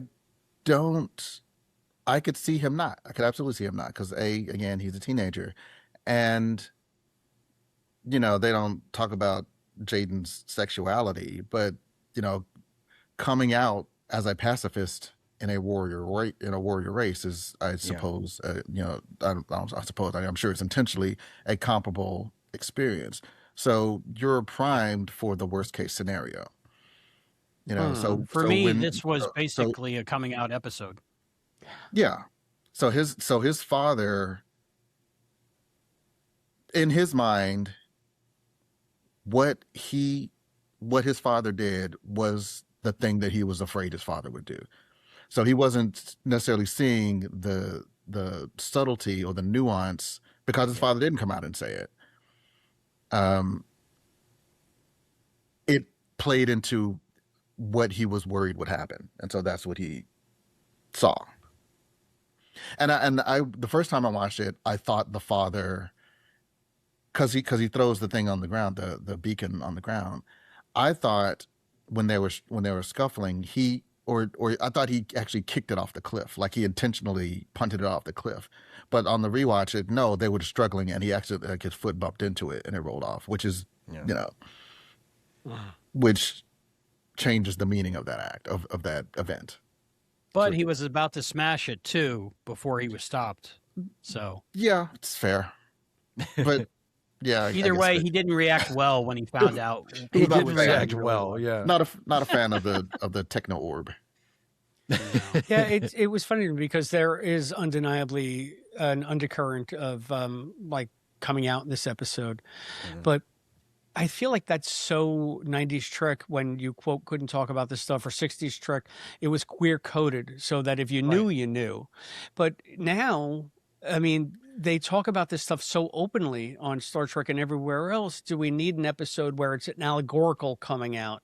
When we just had, Jaden and Kyle making eyes at each other on the stairs in the last episode. You do, because if you want your thing to be timeless, it can't just be about the thing. That's why X-Men is still relevant, because X-Men, presumably was about race. I was thinking about that damn scene too. God, you're brilliant, sir. X-Men? Oh, well, I'm just like the idea of the X-Men about mutants at all. Oh, I thought you were thinking about the scene in the X-Men movie when Iceman was showing his mutant powers to his parents. I actually wasn't, but yeah, perfect. Yeah. But when like Iceman and Firestar made out and there was a puddle. That's not what that puddle was, Albie. We've discussed this many times. But like so many levels. But no, like the allegory continues to work, because I mean, you're right. Like it should be applicable to whatever the issue of the day is, whatever thing, whatever marginalized group you're referring to, it should still work if it's done right. Yeah. Well, and also, I mean, that's probably pretty damn close to a universal teenage experience, regardless of what your sexuality or identity might be. You I don't know, want to I take think over the shoe company. yeah, Like my dad. yeah, I mean, most people have, and those of us who are fortunate don't live with this forever. But I think most of us had an experience at one time or another when you felt like you were figuring out who you were or who you were going to be, and you felt like your parents weren't with it. And maybe that was right, or maybe you were just being a teenager and you were overreacting, or you weren't giving your parents enough credit or whatever. But I think everybody has had that experience where you feel like, and you know, you can react outwardly with anger, but I think inside it kind of breaks your heart. You're like, oh God, my parents don't get me. You know, my parents don't accept me for who I am. And it doesn't have to be coming out as gay or coming out as trans or something. It can just be your personality or something you're interested in or something that you want to do with your life or who your friends are or whatever. You know, oh God, my parents don't understand me. You know, and that's what Jaden goes through here. You know, and it might be a metaphor for something, or it might just literally be his dad just doesn't get him, or he thinks his dad doesn't get him. And that's crushing, you know, because that's his dad. And it's like, how can my dad not understand me? But, you know, I think that's probably pretty close to a universal experience. I was very lucky because I had older parents. They were born in 29 and 36 in the 1900s. And still, as a child growing up, no matter who or what I was at the time, going through any change, they accepted me with love. And it was just when I hear stories of when parents don't accept their children for who they are, it's just heartbreaking. And I think that's another reason why this is a good like allegory for that, is maybe someone who doesn't understand their child sees this episode and connects the dots and goes, oh, maybe I should give my kid a call and apologize or something. You know, if it happens once, it's worth it, right? Sure, of course. It's also again kind of subverting the tropes, because like, okay, so the dad is like the traditional dad or you know, the traditional Klingon, and in this case like his dad who doesn't understand and he rejects. The trope would be he just rejects him. And what Jaden thought happened was what happened. But like, no, like again, the show knows that's what you're expecting to happen. And like, actually, no, he's more progressive than you thought he was. Because it was essentially the no son of mine trope. Yeah. But that was outwardly, and I don't know if you noticed it. I only noticed on the second watch where his dad looks at him before he fires the arrow. I think that might have been a cut that wasn't in the first one. I think that's possible. I think that's the omniscient view that we saw as opposed to Jaden's memory. But John, I interrupted what you were going to say. I apologize. But that, he was showing the real who he was, and that he cared about his son, but he just, in that society right then, he couldn't say it out loud. Right. So he did what he could, which is a theme that echoes later on with the whole having to conquer the planet instead of just accepting it. Right. I was trying to wait, Chris, because this is kind of a tangent. Not even kind of. This is definitely a tangent. I was thinking, okay, well, it's fortunate that, you know, Thok was there, you know, to give him that perspective, and which made me think, okay, so she was clearly, she understands Klingon culture, and so we're getting. And again, I don't know if this is continue. I hope it'll continue where we get an episode that focuses on this character or that character. I'm like, I want a Thok episode. Yeah. I want to know how she, and I don't care so much about how could she be a female? I don't care about that. Like, that's fine. But like, you know, you're half Klingon, you're half Jim Hadar, and you end up in Starfleet. Like, these two races, you know, traditionally are not the biggest fans of Starfleet, and you're a career Starfleet. I'm like, Or I guess War We got the College. tiniest bit of backstory from her in this, which was good. Yeah, she said that she is her dad was from freed Jem'Hadar lineage.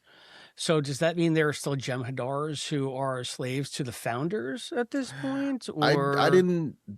Maybe I didn't even And- think of it that way. I And her mom took is that as Klingon. more for the. I took that almost as more for the audience. Like Jim Hadar free now. Yeah. But maybe you're right, Chris. That could. I mean, the absolutely fact be that what she implies. points out that the Jem'Hadar, that lineage that she's from, is freed.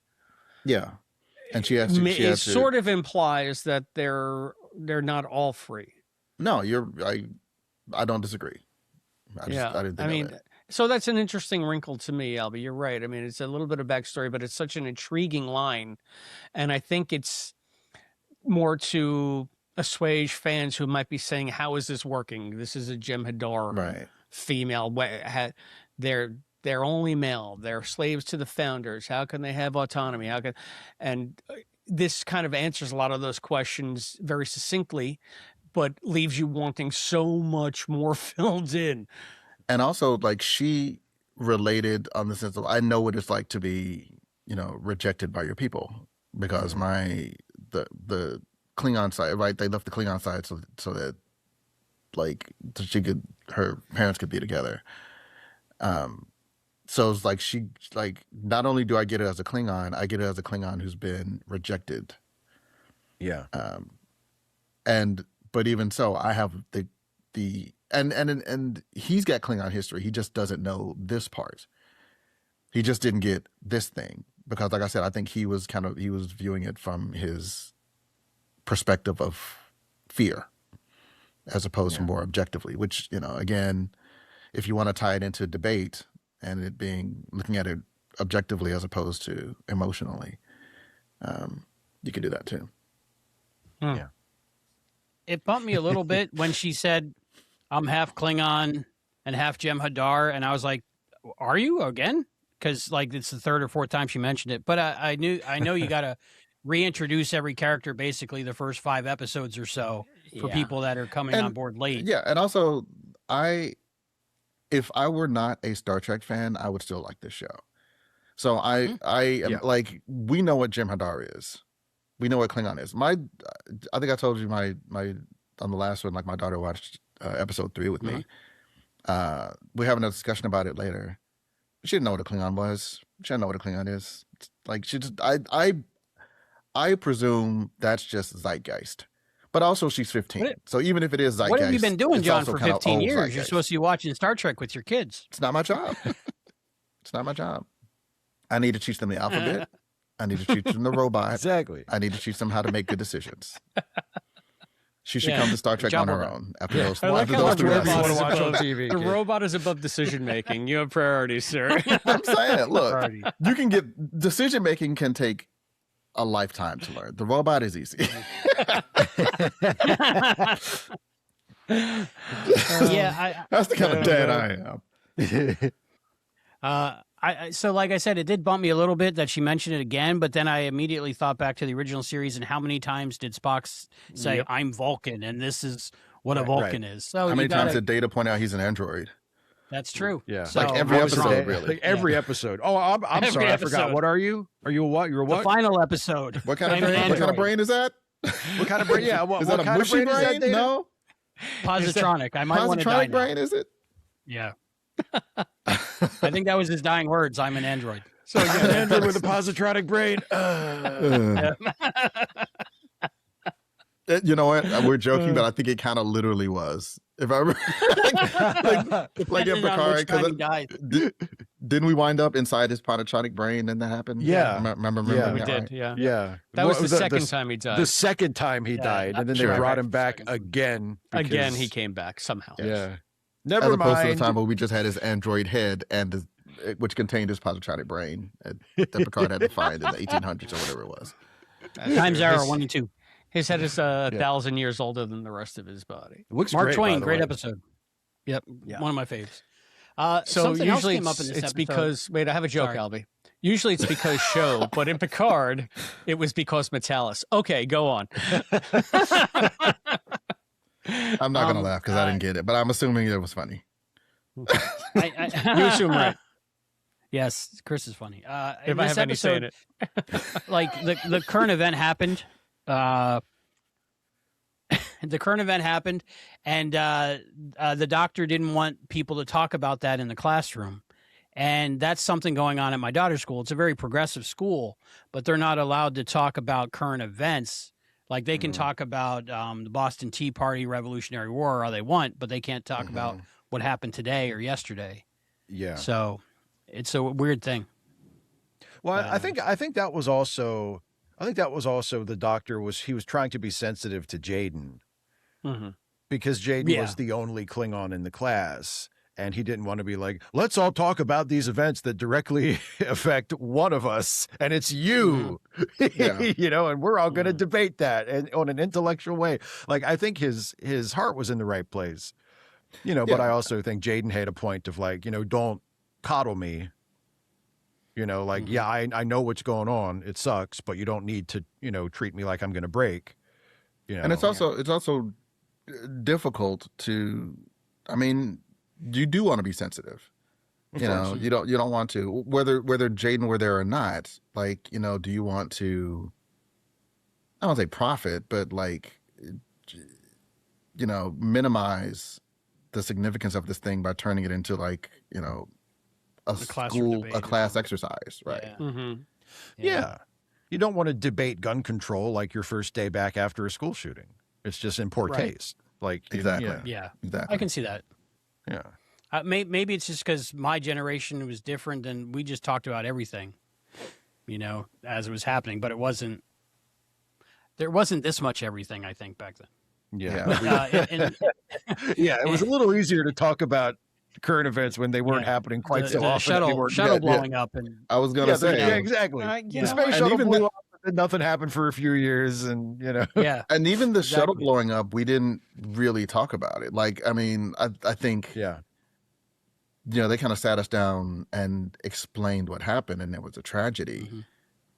But, you know, we definitely didn't like have a class about it or like, it wasn't like, I don't know if we talked about it again for years. Like, I mean, until like, oh, hey, here's the thing that happened. Here's what it really was. It was the O-ring. Everybody knows it was the O-ring. That's a Gen X. Yeah, it's cold like 4 days in Florida, and I just happened to pick that day. But I like that there was still like the one conspiracy theorist cadet that stood up and was saying stuff. So I guess that's always gonna last. There was a little bit of on the nose bonk going on there, but it was okay. Yeah, it shows that there's still going to be people like that throughout time. The kid's like, "Shut up! You're stupid. You're stupid." We sat down quick. Read a book. That's a great insult. Read a book. You know, actually, that's my screensaver. Every computer I've had, when it goes to sleep, the text bounces up that says "read a book." So, I love it. I'm just like Caleb. I'm all swole like him too. I just have this flannel on, so you can't I saw see you it. without your shirt on. Yeah. Wow. I'm just like Chris. I watch shows about reading books. Yeah. All right. Actually, I guess I'm very different from Chris, but I do watch a lot of shows about smart people. Well, we're going off on tangents here. Do we have any other points to bring up about this episode? I wanted to talk about Aki and this Klingon guy. I really liked that at first. At first I kind of got implied. I was like, oh, they're doing the Jadzia is you know, an honorary Klingon thing again. But then they did it so well that that first initial bump I think was wrong, and I like what they did with it. Yeah, it was nowhere near her being an honorary Klingon. It was that they seemed to have some kind of past, but they couldn't reconcile the differences that they had with him being Klingon and she being Lanthanite or half Lanthanite. Well, she didn't want. She wouldn't leave her ship. Like they just couldn't make it work. It was like a long distance. They just couldn't make it work. Yeah, she left before he woke up in the morning.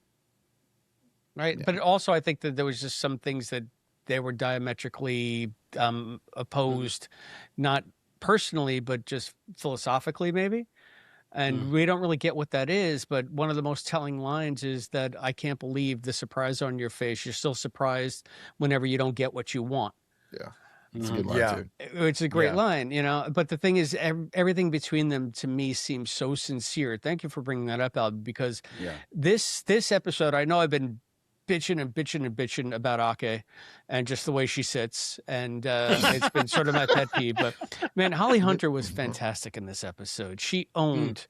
And the scenes between her and the actor who played the Klingon's name was Obel Wokak. Obel Wokak. I never heard of a Klingon with a first and a last name. Obel Wokak. And it was played by an actor named David Keeley, who I never heard of before. But he was fantastic. good. And He they're was bringing really good. back, like, he is just like old school TOS movie Klingon looking. That's You know, That's what I loved about him. I got the same vibes. He reminded me of like a Star Trek 6 Klingon, where they're still Klingons, but they've been to school. You know, they're a little more erudite, a little more sophisticated than, you know, the Klingons I was talking about earlier, where they just get drunk and start fights. But and yet that side of him still comes through, because he's still the guy who's like, you know, well, we're going to have to pretend to have a war before we take this planet.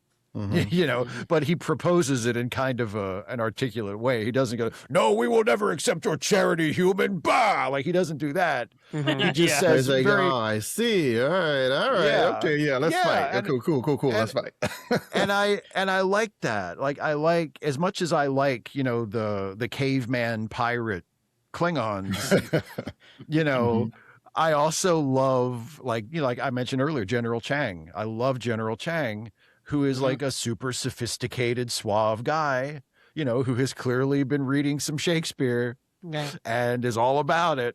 And, you know, this guy seems of that type, where, yeah, he's still part of the warrior thing, and he's all about honor and saving face and, you know, projecting strength, but not as brutally as a lot of other Klingons we've seen, you know? But again, they bring up the fact that he was, when Ake and Obel met, he was a diplomat. And now Right. he is considered like he's the oldest and most revered warrior in what's left of the Klingon race. So again, we have different aspects of what it means to be a warrior presented here. You can be a diplomat and a great warrior. Yeah. Did you happen to So- notice if the other Klingons, if he and his Jaden's family in the flashback, what their status of their teeth were? Did they have nice his teeth? mom's teeth. His mom had nice teeth, from what I saw. I don't recall the I dad think or the brother the had brother. nice teeth. I think Yeah. they may just be done with the teeth thing. And Yeah, the- well, the and thing is that maybe it's just something. But I mean, Worf in DS9 has the thing where he sharpens his teeth, and he gets that from Quark, I think, right? Quark, Ferengi yeah. also from apparently Quark, yeah, the sharpen their tooth teeth. sharpener, yeah. So I mean, do their teeth just keep growing that they have to like grind them down like they're Maybe. rodents? You know, Maybe. because you can only sharpen your teeth. Like if I sharpened my teeth, I could only do it so much before I have any more teeth. Yeah. Yeah, You know? I mean, I'm all for anything that makes it easier for the actors to give a performance. That's what I was gonna say. Like, I'm that was the thing. I always no. felt bad, even though he always, I mean, all the actors on Deep Space Nine did great, but I always felt especially bad for Armin Shimmerman playing Quark, because he had to, you know, create a character and deliver dialogue with this mouthful of these ridiculous Just teeth. think of the poor bastard who had to play Katoomba. I mean, he could Oh my barely move his God, mouth. Yes. Yeah, and it's just like, you know, Was it we Katoomba? can- I'm thinking maybe that's I think that's a Star Trek Phase 2 episode. not actually. Katoomba, but yeah, I think that's a ride at Busch Gardens. Katoomba was one of the original names for the Klingon homeworld, I'll have you know. Okay. Before they made the terrible mistake of not calling it Kling. that is a hill I will die on. They should have called the Klingon homeworld Kling. And then the Klingon would have lived on Kling. The Klingons would have lived on Kling. They Exactly. would have lived on. You like, why would you run away from Oh that? my Why God. would you So- name something else? So if it were Kling, this new planet that they got in this episode would be Kling 2. Kling 2, exactly. Kling 2. And then the Klingons would cling to Kling 2. Playing too. They would cling They to would Kling 2. Yeah. I love it. The only other thing I have is the theme music is growing on me. I felt it it was not that it was bad, but it wasn't especially memorable. For the opening? The opening. I still can't see it yet. But they also they kind of weaved it through this episode, like at various points in this episode, and I think that's just gonna be a thing that comes with repetition. Well, I mean, because it doesn't have the kind of the driving percussion that a lot of the themes have, but they're like it is like a little subtle melody, and it's growing on me. I'm starting to like it more. Well, for the Klingon I meant to mention was Tukuvma, not Tukumba. Yeah, from Discovery. Yeah, Disco. And I agree that the teeth were ridiculous. Speaking of themes, bringing back the Klingon theme here when the Klingon fleet warps in. Boom, boom, boom, boom. That was a nice. I love that. Everybody loves the Klingon theme. I want to know, though, if the Klingon race is a diaspora that is on like a transport ship as refugees, where does the fleet reside? How is there a Klingon fleet? I think I figured they were just an armada that just they're just a bunch of it's like Battlestar Galactica. They're just a bunch of Battlestar. ships. That's what I was thinking. Battlestar. Yeah, because they don't have a home, so everybody's just kind of they've gathered together from their various points, and I'd watch Klingon Battlestar. Oh my God, that would be a freaking amazing, John. You just saw Battlestar Galactica. Just exploded.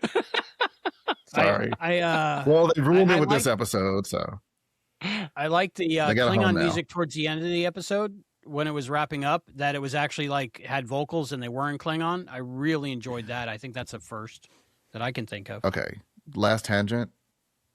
As I said, I just rewatched all of them, and the first episode I moderately complained. But basically, if I complained about anything, it was that they did the "Are you going to stand for?" I'm like that. Why? They should have done that as Klingon choral music. Had the exact same music, but done it like with a Klingon choir singing it, and so you would have had to you would have had to recognize the melody. And if you happen to speak Klingon, what an Easter egg. Mm-hmm. But this is just your Star Trek version of I Am Groot. Stop it. you say that like it's a bad thing. I mean, I'm all for the Klingon choir. I just want them to be in full Klingon makeup, but still dressed like a human church choir with like the robe. No, it's the exact same scene. Yeah, exactly. It's just inexplicably they're Klingons singing in Klingon. Yeah, sure. That's the music video to that they released direct to YouTube with the first episode. All right. Today on my feed, there was a Klingon Elsa singing Frozen songs in Klingon. And I was like, okay, I'm here for it. All right, then. It's a pretty good mashup. I think we have to talk about the end scene on the stairs with Caleb and Jaden. I think that was a really good scene and something you wouldn't normally see. And I think that's going to butthurt a lot of people when they see it. And that's going to be the new complaint for this episode, maybe. So elaborate. What do you mean? What do you think they're going to do? I'm not saying you're wrong. A Klingon sharing their feelings. Yeah. Get over it. That's all Klingons too. They're Klingons are not. Here's the thing. A lot of the people who are complaining, not that there aren't legitimate complaints about this show. I'm not going to sit here and say that I think it's a perfect show. But a lot of the people who are complaining about this show the most bitterly and vociferously are accusing it of doing stuff that every other Star Trek show has done. And it's just that it's new and they're not used to it and they haven't yet folded it in to their mental picture of Star Trek.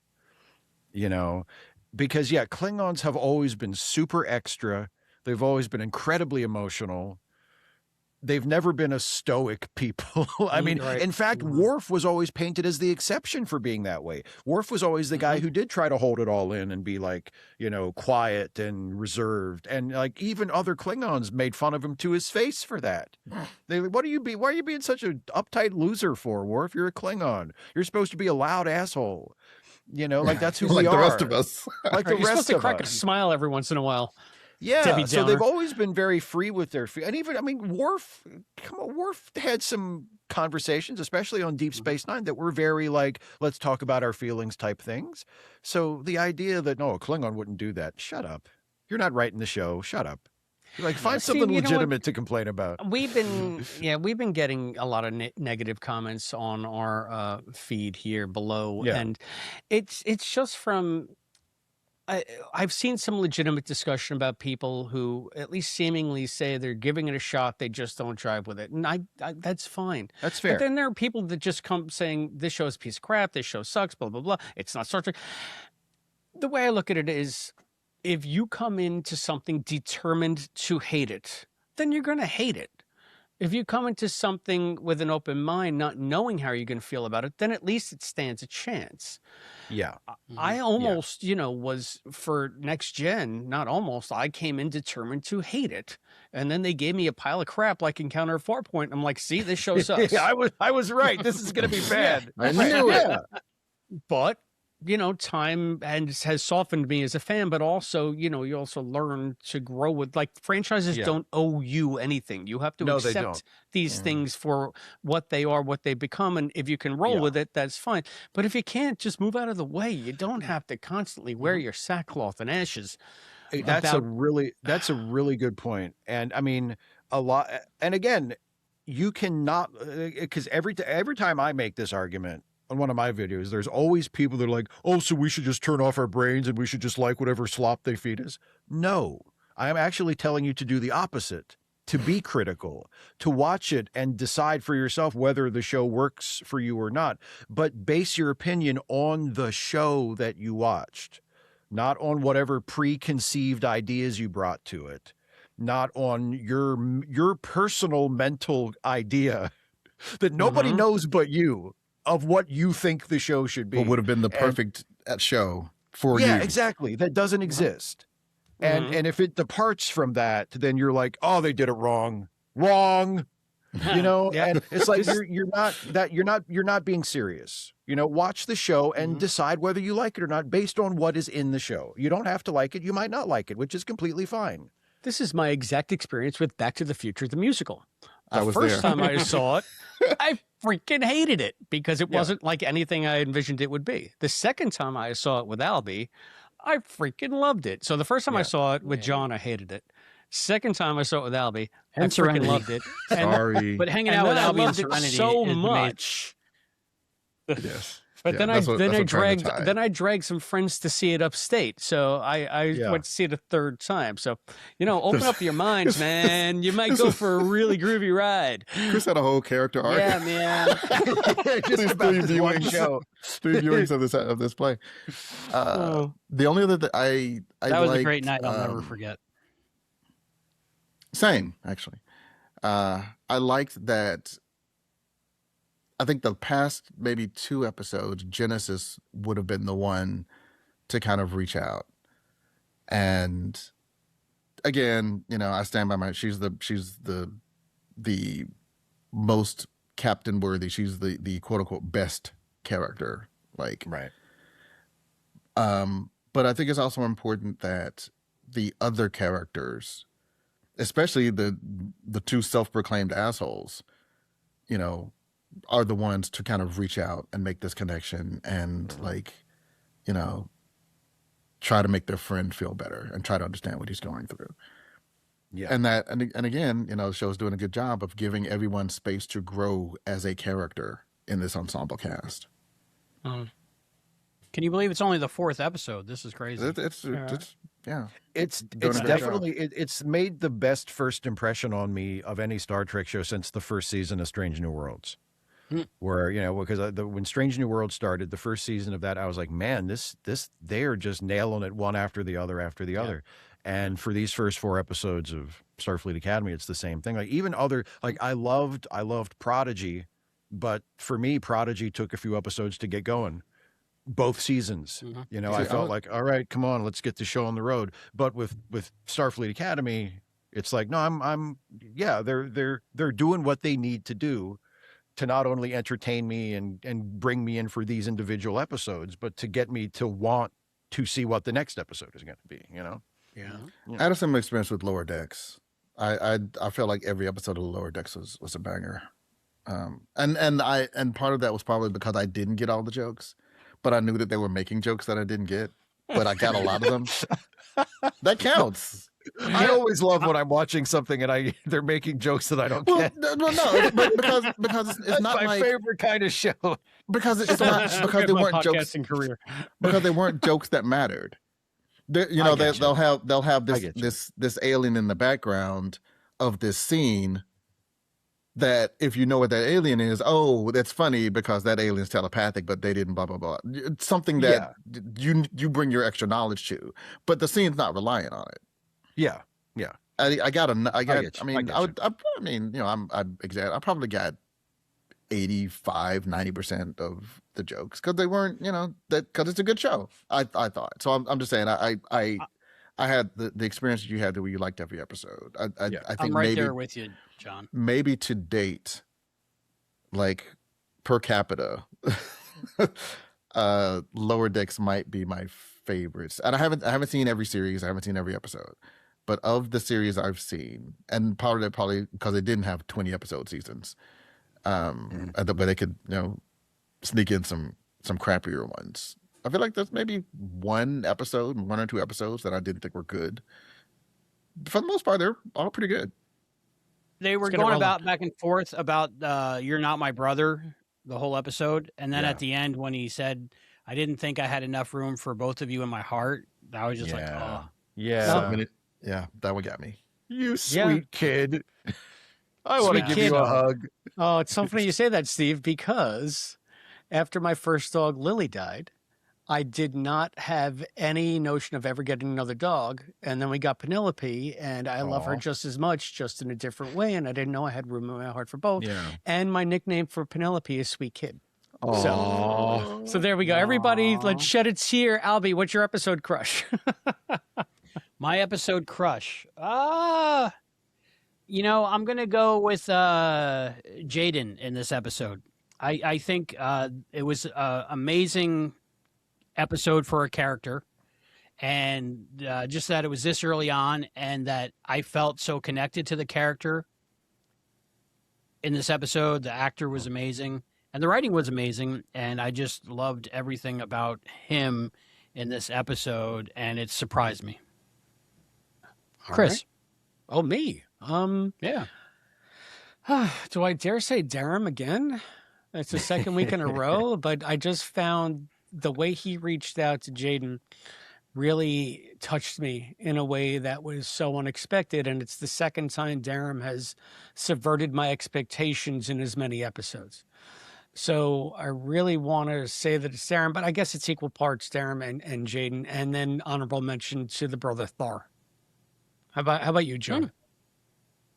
Me? Yeah. Save the guest for last. Bold strategy. Episode crush.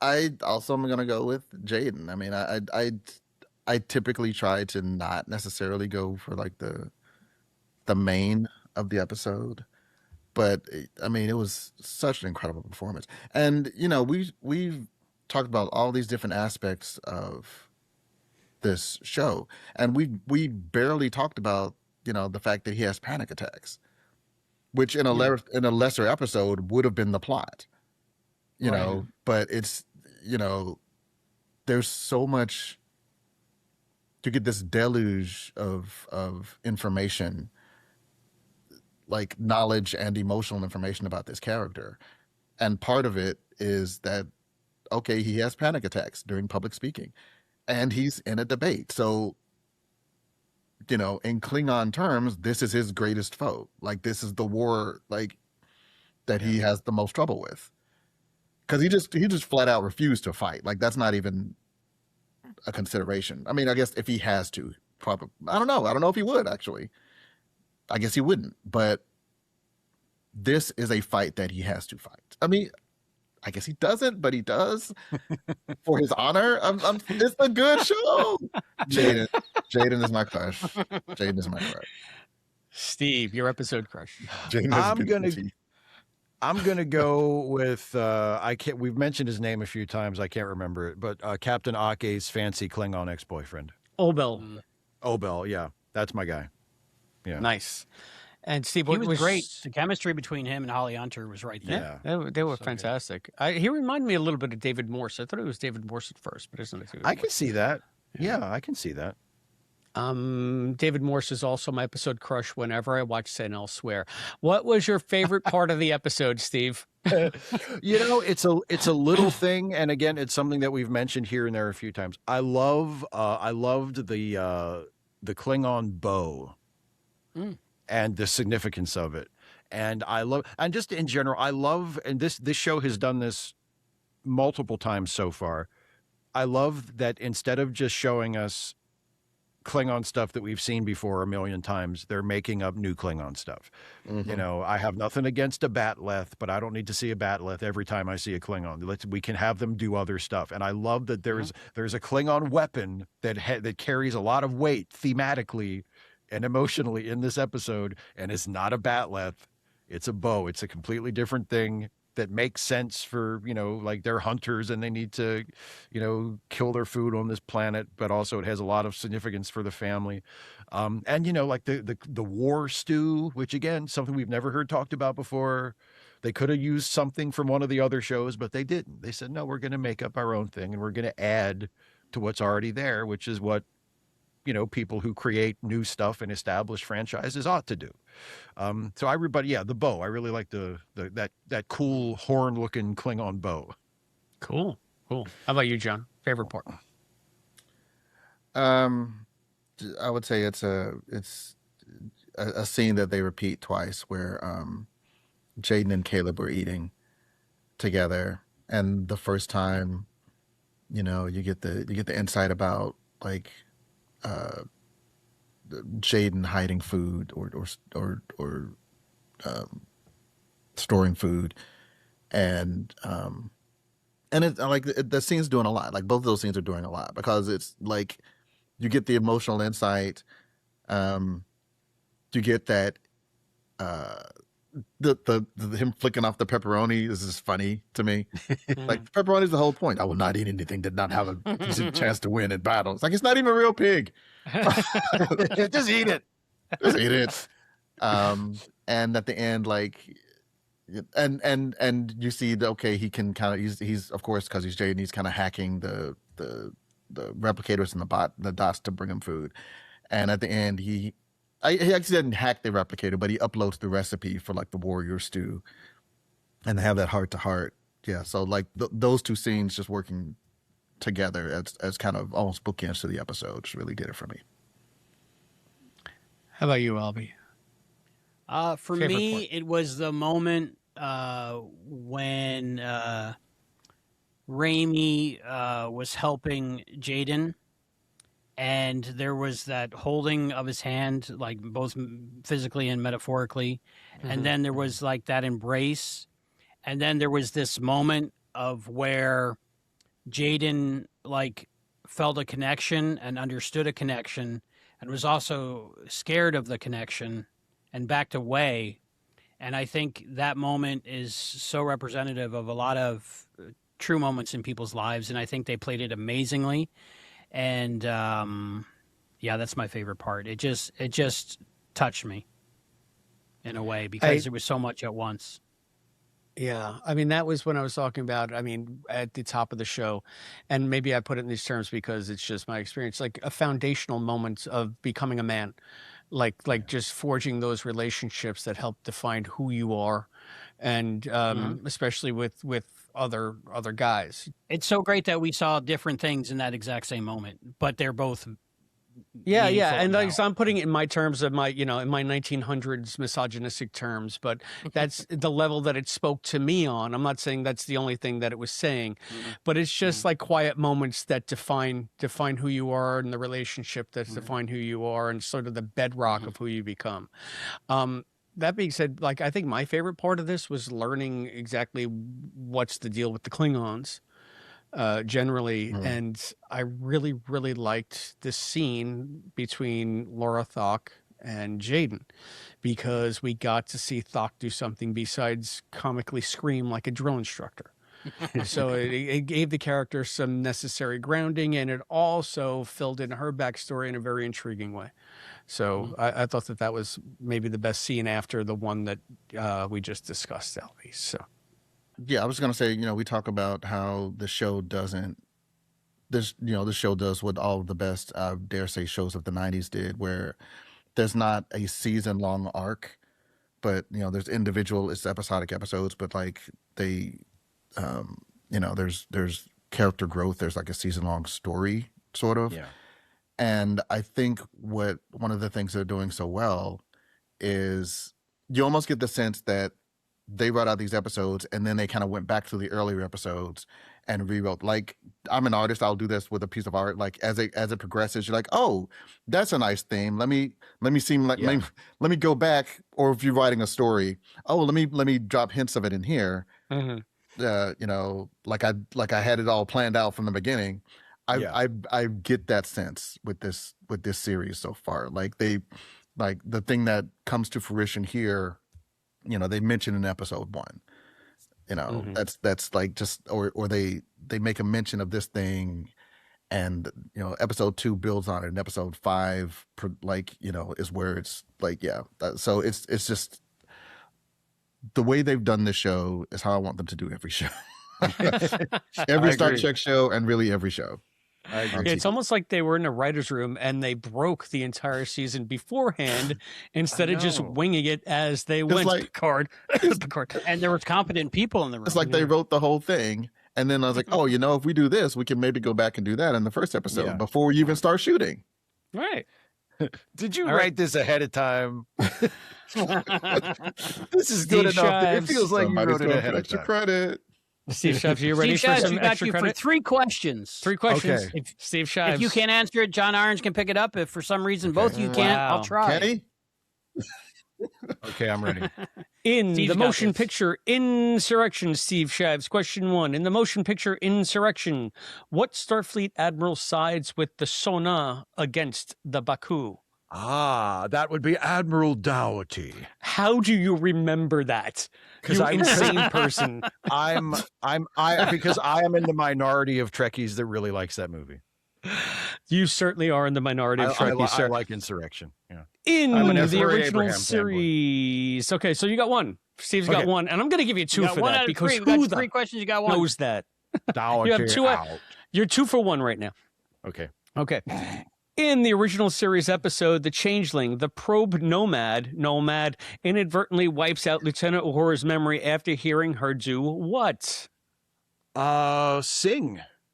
You're 3 for 2, Steve Shives. Bluey.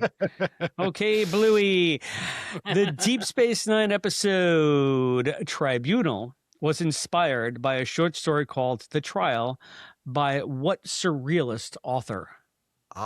You're speaking to the English major in me now. That would be Franz Kafka. Wow, you're going to get 2 for that too. So you are 5 for 3, sir. Wow. Congratulations, Steve Shives. No one on this show has ever done ding. Somebody play a fanfare at the end of that, Albie. Do some Foley work, okay? Steve, all right. Overlay some confetti.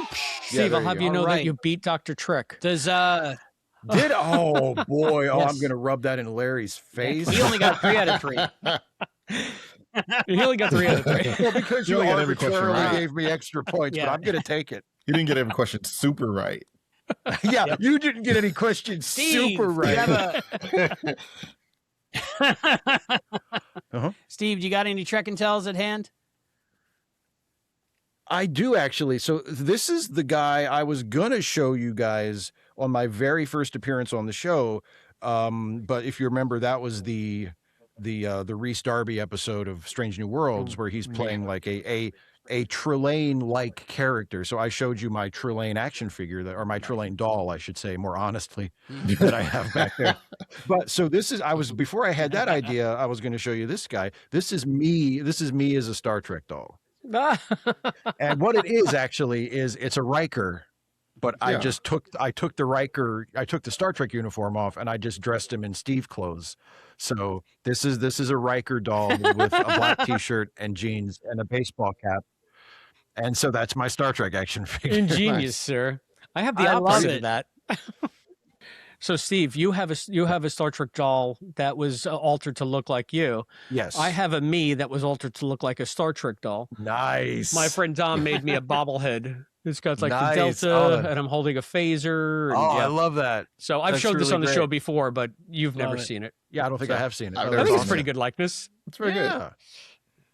So anyway, That's awesome. Yeah, that's pretty cool. that's beautiful Trek and Tell. So I was All also right, going to that's show good my Trek and button Tells. here. It's not a Trek and Tell, but Well, this says So I left Uncle my Floyd. John Irons hand puppet at Uncle Floyd, yes. apartment. We lost Uncle Floyd. We lost Sorry. Uncle Floyd. So I didn't for know. some people, Uncle Floyd, this is a button that I found at a flea market here. It's from his original show. He was on Channel 68 UHF here in the New Jersey, New York area. Well, I'm in New York, but he was out of New Jersey. And he was a brilliant comedian, a wonderful singer and piano player. I got to see him live about 3 or 4 years ago in Jersey. He would play this restaurant like every Wednesday and Thursday, and we made the trip out to see him, and I got to meet him. And it was like a once in a lifetime thing. And hearing him that he passed made me so sad. So this episode's dedicated to you, Floyd Vivino, Uncle Floyd. The world has lost a great talent. I don't mean to bring the show down. I'm sorry. That's all right. We could all I scream remember to the one of- heavens, give him a Klingon. Right. One of my favorite episodes of his that sticks out in my memory was he was Julia's stepchild, I think, Yes. yep. making meatloaf with bone in it. Something. That's great. Yeah, he had a ton of, Yeah, that ton was of, a good ton kid of show when I was a kid. characters. Yeah, it was just So if you guys can find any Uncle Floyd stuff online, I recommend that you watch it immediately. All right. Is it time for final thoughts and ratings? Final thoughts and ratings. Who wants to go first? John Irons. As I said, this is my favorite episode, and I've rated every episode pretty highly. This is going to be my first 5 out of 5. I will give it 5 bows of honor out of 5. You know what? I'm going to give it 7. 7 bows of honor out of 5. 7 bows In of honor of the Honorable Steve getting more points than our villain. Exploding the rating system. Yep. What did you give it, John? 7 out of 5. Okay. And final thoughts? It was great. I mean, I feel like I've gushed about this episode enough. It's never enough. I mean, maybe I'll go on another show and gush about it there too. I Okay. love this episode. Obviously, it's amazing to me. It was like a little over an hour long, but it didn't feel long. It almost felt like a feature. It was done so well. The pacing, the writing, the acting, the cinematography is amazing in this show. I love the aspect ratio. For me, Stranger Worlds is a little too thin. I like when it takes up the whole 16:9. The music was great all throughout the episode. The cues, the background music, the Klingon vocals in the music at the end. I think this episode will mean a lot to a lot of people, and I'm also gonna break the 5 barrier, and I'll go with 8. I'm gonna go with an 8. Wow. 8 glowing advertisement balls, globes, orbs. How about you, Steve Shives? Okay, I'm going to give it a lower rating, but not because I didn't love it, just because I don't believe in breaking the rating system. I don't believe in that shit. But I respect you two for going for it. You're on the wrong show, sir. You just got 5 out of 3 on your question. Well, Stop it. yeah, it's true. It's a little hypocritical. Like, I didn't ask for that. I changed my mind. 1,000,000 out of 5. It was a great episode. No, in maintaining my admittedly ridiculous commitment to the integrity of the rating system. I really like this episode. I've liked every episode of the season so far a lot, and I'm gonna give this one the same rating that I've given the other ones, which is 4 out of 5, which for me is really high, because to me 5 is like as good as you can possibly get. So this is just a notch below that. I really liked it a lot, and I'll go 4 out of 5 cans of Klingon War stew. Nice. Very good. With entrails. With entrails and all. Oh, you gotta have the entrails. You gotta have the entrails. Available at Yeah, the don't local clean 'em first. replicator. Yep. I guess that leaves me. So Yep, Chris. Again, stellar episode, especially after the relative disappointment that I felt with last week's episode and just the goofy prank war nonsense. This is really, really brought my faith back in the show to like what I saw in the premiere episode, especially just this character-centered, nuanced, wonderfully layered show with great performances by everybody involved. Not a wasted moment, as far as I'm concerned. And I think the wonderful message. I mean, Caden's lesson here is what I think the show Starfleet Academy embodies. Don't let go of the past, but let the present in. And I think that a lot of the disgruntled fans would do well to take that to heart. Let the present in and grow, become a different man, become the man you were meant to be, or the person you were meant to be, or the fan you were meant to be.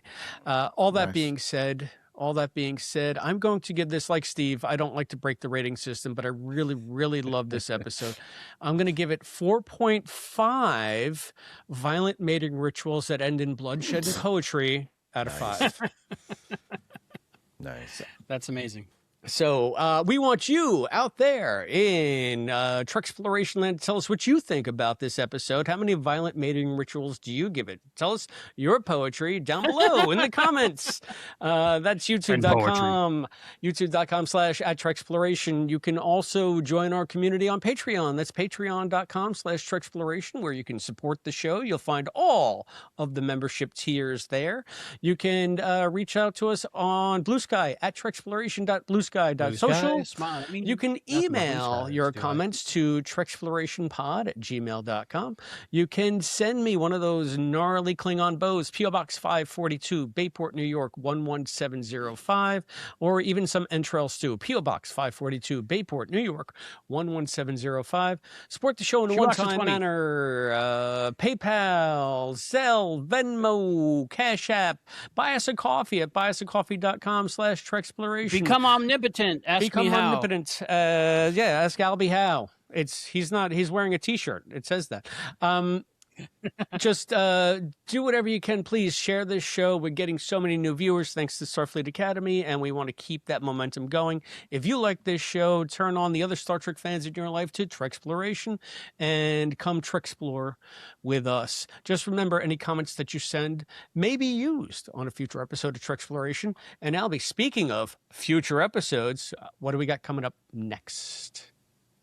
Oh, I have it written down here. The name of season 1, episode 5 is Episodic Log Lines and Titles Are Embargoed for the Episode. Is available to stream on Paramount Plus on the Monday before it airs. Right. So there we go. US. That's the second time we're going to use that gag, and it's never going to get old. It's never going to get old. Yeah, we can't say what it's called, but I'm so excited. The best part of doing episode 4, except for getting to chat with all you guys, is now Chris gets to go and see the much hyped episode 5. It's